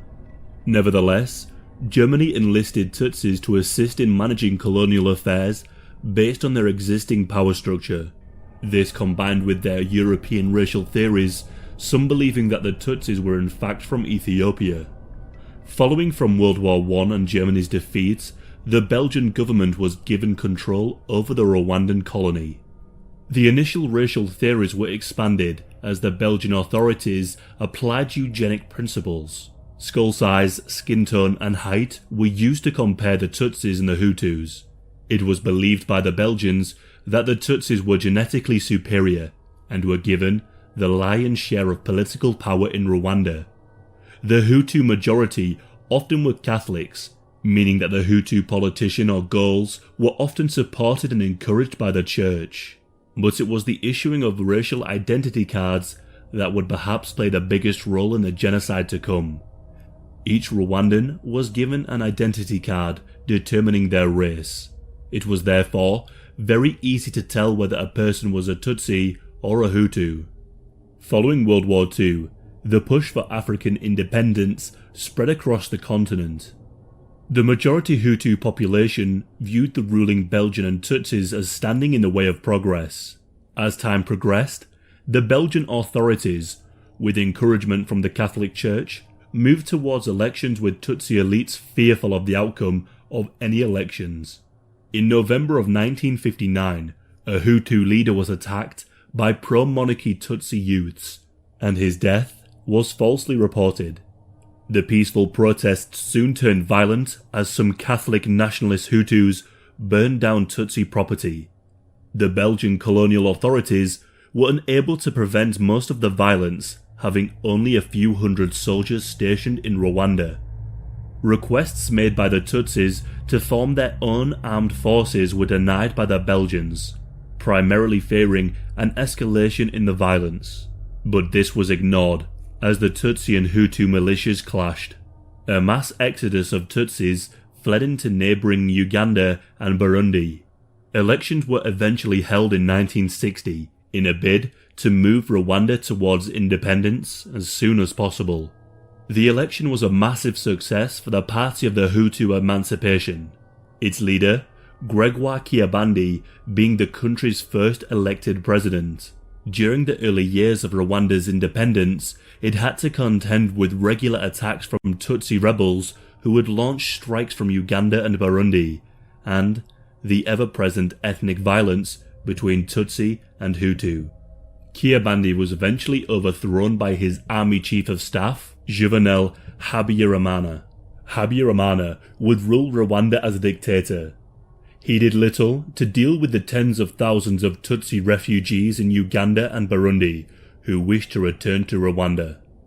In 1981, the Rwandan Patriotic Front, or the RPF, was established, a nationalist group with aims of returning to Rwanda. Many of its members fought in the Ugandan Bush War, earning them experience as guerrilla fighters. In October of 1990, hundreds of RPF rebels stormed the Rwandan border, dressed in stolen Ugandan army uniforms and armed with stolen Ugandan weaponry. They were faced with a much larger and better equipped Rwandan armed forces. French and Belgian soldiers were soon dispatched to protect the Europeans living in Rwanda as the civil war began. From the Virunga Mountains, its leader Paul Kagame organised the RPF to fight a guerrilla war and kept pressure on Habyarimana. In 1993, the RPF made some territory gains, and in August of 1993, an uneasy peace was reached between the Rwandan government and the RPF. UN forces were sent into the country to maintain the peace and ensure the peace accords were followed. Despite the peace, there was still the ever-present threat of the violence against the Tutsis. Radio stations and Catholic priests during their sermons would often refer to the Tutsis as cockroaches, hinting that the time would come when they must be dealt with. On January the 11th, 1994, the commander of the UN peacekeeping forces, Romeo Dallaire, sent a fax to the UN headquarters. He told his superiors that he was in contact with a top-level trainer in the cadre of Interahamwe armed militia. The Interahamwe were a paramilitary group linked to Habyarimana's government. This informant claimed to have been ordered to register all of the Tutsis in the capital city of Kigali. The informant suspected that the genocide against the Tutsis was being planned, and he said that in 20 minutes his personnel could kill up to 1,000 Tutsis. Delaire's request to protect the informant and to carry out raids on the suspected weapon stashes were denied by the UN. In April of 1994, the fragile peace was shattered. President Habyarimana's plane was shot down. To this day, it's not entirely clear who was responsible. Some believe it was the RPF who carried out the attack, eager to continue the war, as it was clear that Habyarimana was not moving fast enough to implement the terms of the peace accord. Other people lay the blame at the Hutu members of Habyarimana's government, who were not willing to give any political ground to the Tutsi rebels. Either way, this event triggered the Rwandan genocide. The Ugandan military refused to accept Agatha Uwilingiyimana, the Prime Minister who was next in line to be president. The UN commander in Rwanda, Romeo Dallaire, urged the military and hardline Hutus to accept Agatha as the new president, but he was unable to do so. In response, a unit of 10 Belgian UN soldiers was sent to protect Agatha and arrange for her to address the nation in a call for peace. After the radio broadcast, Agatha and her family were attacked by soldiers from the Presidential Guard. The 10 Belgian soldiers were captured, tortured, and hacked to death with machetes, a weapon that would become synonymous with the genocide. Agatha and her husband were both murdered. This was but the start, as Hutu extremists attacked and murdered hundreds of moderate Hutu politicians and people in positions of power. In response, the Belgian government withdrew its remaining troops, and the UN ordered that its peacekeepers only protect themselves and not the Tutsi or moderate Hutu populations. The very next day, Hutu Interahamwe, led by the Presidential Guard, began the genocide of the Tutsi people in the capital. At its peak, the Interahamwe murdered 30,000 people, mainly young men armed with machetes. The weapon caches were opened as thousands of armed men set about murdering their neighbours. Roadblocks were set up across the city, with anyone wishing to pass through having to show their identity cards. Those marked as Tutsi were immediately killed. Bands of armed men went from house to house, searching for Tutsis, burning and looting as they went. In a bid to encourage ordinary citizens to take part in the violence, the state would offer food, alcohol, and money. In some instances, they were offered the property of the Tutsis that they killed. The use of radio broadcast spread messages of hate and fear to the populations. Before the genocide, the channels would broadcast hateful songs and slogans, hinting that soon the time would come to deal with the Tutsis. When the genocide started, the infamous phrase, "cut down all the trees," was repeated throughout the radio. The phrase was coded language to mean slaughter the taller Tutsis with machetes. A common method of massacres was committed in churches or schools. Over the course of 2 days at the Narabwi church, 20,000 people were murdered. At Gikondo, approximately 100 children were hacked to death as they tried to hide in a Polish-run church. At Natarama Church, some 5,000 people seeking refuge were executed. Very often, the Catholic priests would notify the Interahamwe forces of where the Tutsis were hiding. Perhaps the best example of this method was the massacres that took place at the Marumbi Technical School. Tutsis in the area fled to the local churches, but they were advised by the bishop to seek shelter at the Marumbi Technical School. They were told that there were some French soldiers there that would protect them. The bishop was actually luring people into a trap. Approximately 50,000 to 65,000 people made their way to seek shelter in the school's many buildings. Upon arrival, they found themselves in a dire situation. There was no water, no electricity, and little food. Marauding bands of murderous militias attacked the school, keeping the Tutsis inside. The 4 soldiers at the school left on the 17th of April. On the 18th of April, the Interahamwe militia arrived by the truckload. The Tutsis inside the school were able to hold them off for a day or two, but by the 21st of April, the school was completely surrounded and the shootings began. Men armed with machetes and axes began to search the buildings, murdering as they went. The bodies were buried in mass graves covered in lime. It's thought that only 34 people managed to survive the massacre at Marumbi. The complex is now a memorial where the preserved bodies of the victims are kept on display. Rooms are devoted to the various victims, with truly shocking rooms housing the remains, one of them even displaying the remains of babies who were buried in mass graves. The Rwandan genocide is unfortunately synonymous with SA. The propaganda portrayed Tutsi women as untrustworthy and a seductive force working against the country. Assaults were used as a weapon against the Tutsi population, with assault squads formed of men suffering with AIDS. These squads were unleashed on Tutsi women to inflict horrific suffering. The goal was to kill off the population with a long and painful disease. Mutilation was common, often with machetes, sharpened sticks, or acid. Reproductive systems were targeted and mutilated with a goal to stop the birth of any more Tutsis. Women would be held against their will into sexual slavery, with Hutu women acting as guards. Thousands of children were conceived through these assaults, their mothers unable to know from the hundreds of men who violated them which one fathered the child. Hundreds of thousands of women were systematically assaulted in this manner, as such abuses were weaponized. Although it is well remembered that the Tutsi and moderate Hutu were killed, members of the Twa ethnic group are often the forgotten victims, making up less than 1% of the population and numbering 30,000 at the start of the genocide. The Twa are one of the oldest ethnic groups in Rwanda. These people were traditionally forest dwellers, though their lands were systematically taken in the 1970s and 80s. Due to some of the Twa taking roles in the Tutsi royal court, there was a perception by some Hutus that the Twa were sympathetic to the Tutsis. As a result, 10,000 Twa were murdered, with many more escaping as refugees.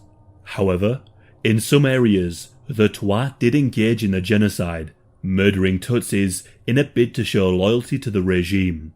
The RPF were not idle as the genocide raged.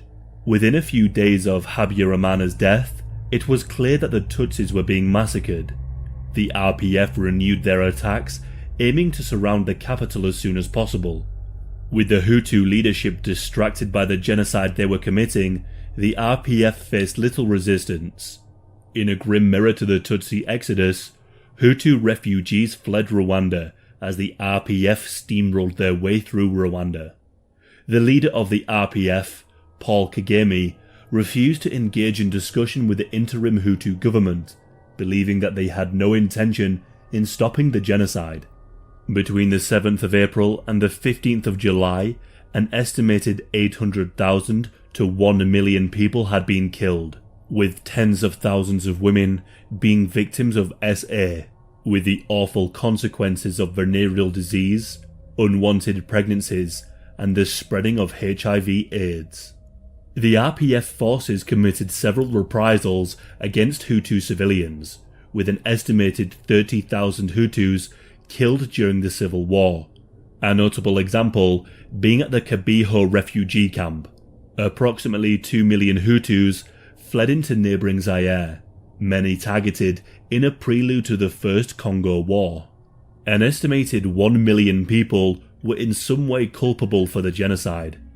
Prisons were overcrowded as over 100,000 people were jailed.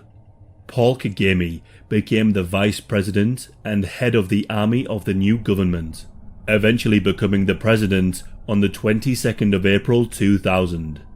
A new constitution was established, which forbids the use of ethnic distinctions.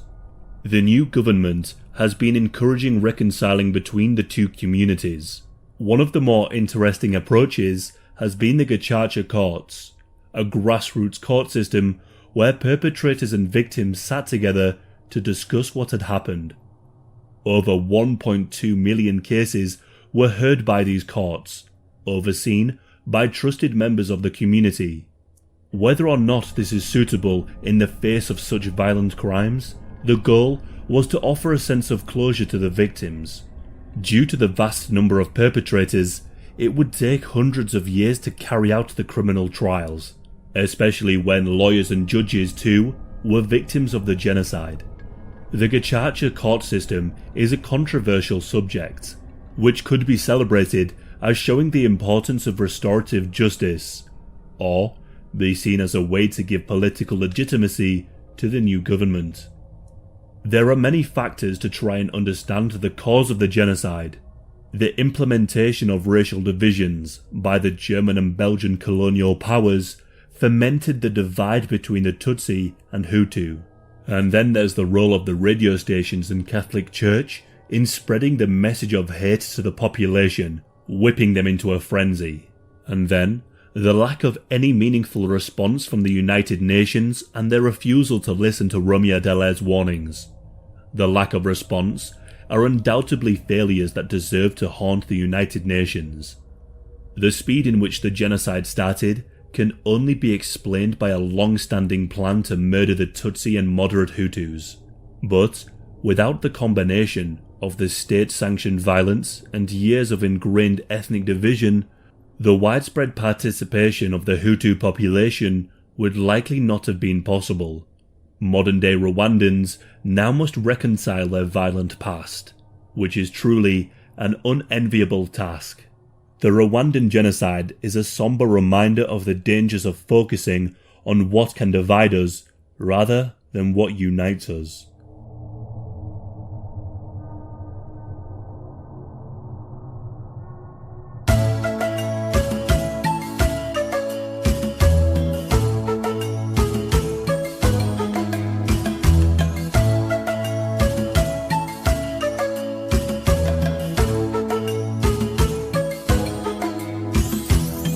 For decades, human rights groups have accused Israel of selling weapons to human rights violators around the world, including to the Rwanda government during the 1994 genocide, which killed 800,000 people in 100 days. Weapons from Israel were used to kill thousands. There have been several attempts by different organizations to get Israel's arms sales records, but the government refused to turn over the documents. In 2016, the Israeli Supreme Court ruled that all records documenting Israel's weapon sales to Rwanda in 1994 would remain sealed and could not be viewed by the public. The Catholic Church has also come under fire for its role during the genocide. Today, the Roman Catholic Church affirms that genocide took place, but in 1994 the Church did not condemn or acknowledge the genocide. There were allegations against Catholic Church clergy. A Catholic priest, Father Athanase Saramba, directly participated in the killing of innocent people. The priest promised safety to fleeing victims. He lured 2,000 people into his church. He locked the doors, then ordered bulldozers to crush the refugees inside. He told militias to kill any survivors. The Catholic Church moved Saramba flee to Italy after the genocide and gave him an alias. He was allowed to work as a priest. In 2002, Saramba was arrested for genocide. He was sentenced to life in prison, despite other members of the Catholic Church being sentenced to prison for their involvement in the genocide.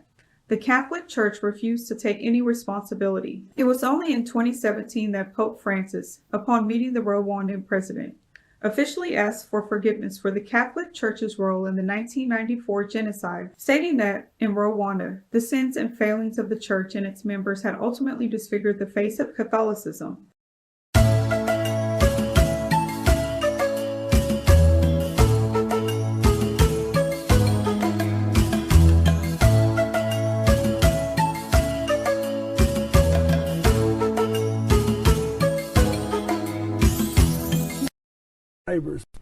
You've obviously referred to what happened here while you were president, when nearly 1 million people were slaughtered in that few-month time period, as a personal failure of yours. Do you think, with all the contributions that you've made, things like this plant, that you have, on some level, sort of clenched yourself?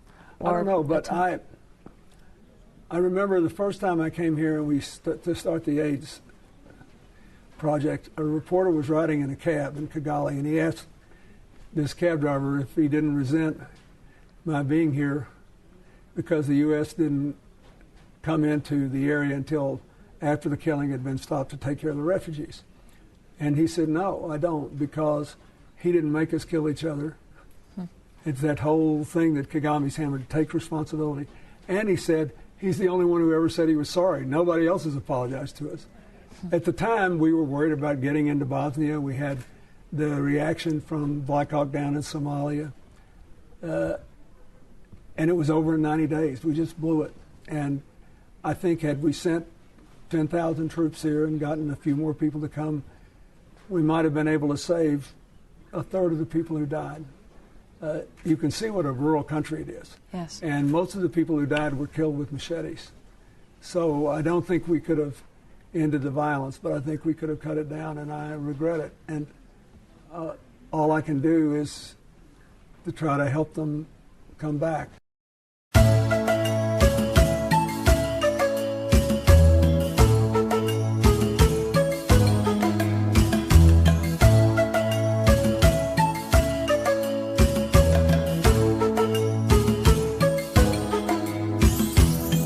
The Pope had a meeting with Paul Kagame, the president of Rwanda. They greeted each other with this handshake.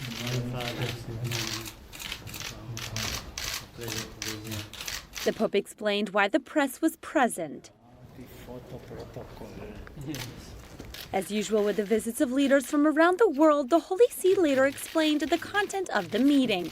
The Pope expressed his grief over the genocide committed against the Tutsis and apologized for the sins and failings of the Church and its members, among whom priests and religious men and women who succumbed to hatred and violence, betraying their own evangelical mission. In fact, many of them were tried for their participation in the genocide, either by the Rwandan courts, the International Criminal Tribunal for Rwanda, or the Belgian courts. Some were convicted, others were acquitted. The Rwandan Church also asked for forgiveness last November through a letter signed by the country's 9 bishops. At the exchange of gifts, the president gave the Pope a tribal scepter. Pope Francis, on his part, gave him a medallion with the inscription, "The desert will become a garden."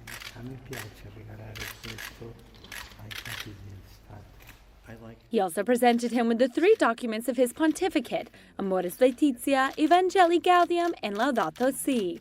The Pope said goodbye to the president and his wife, asking them to pray for him, and he blessed the people of Rwanda.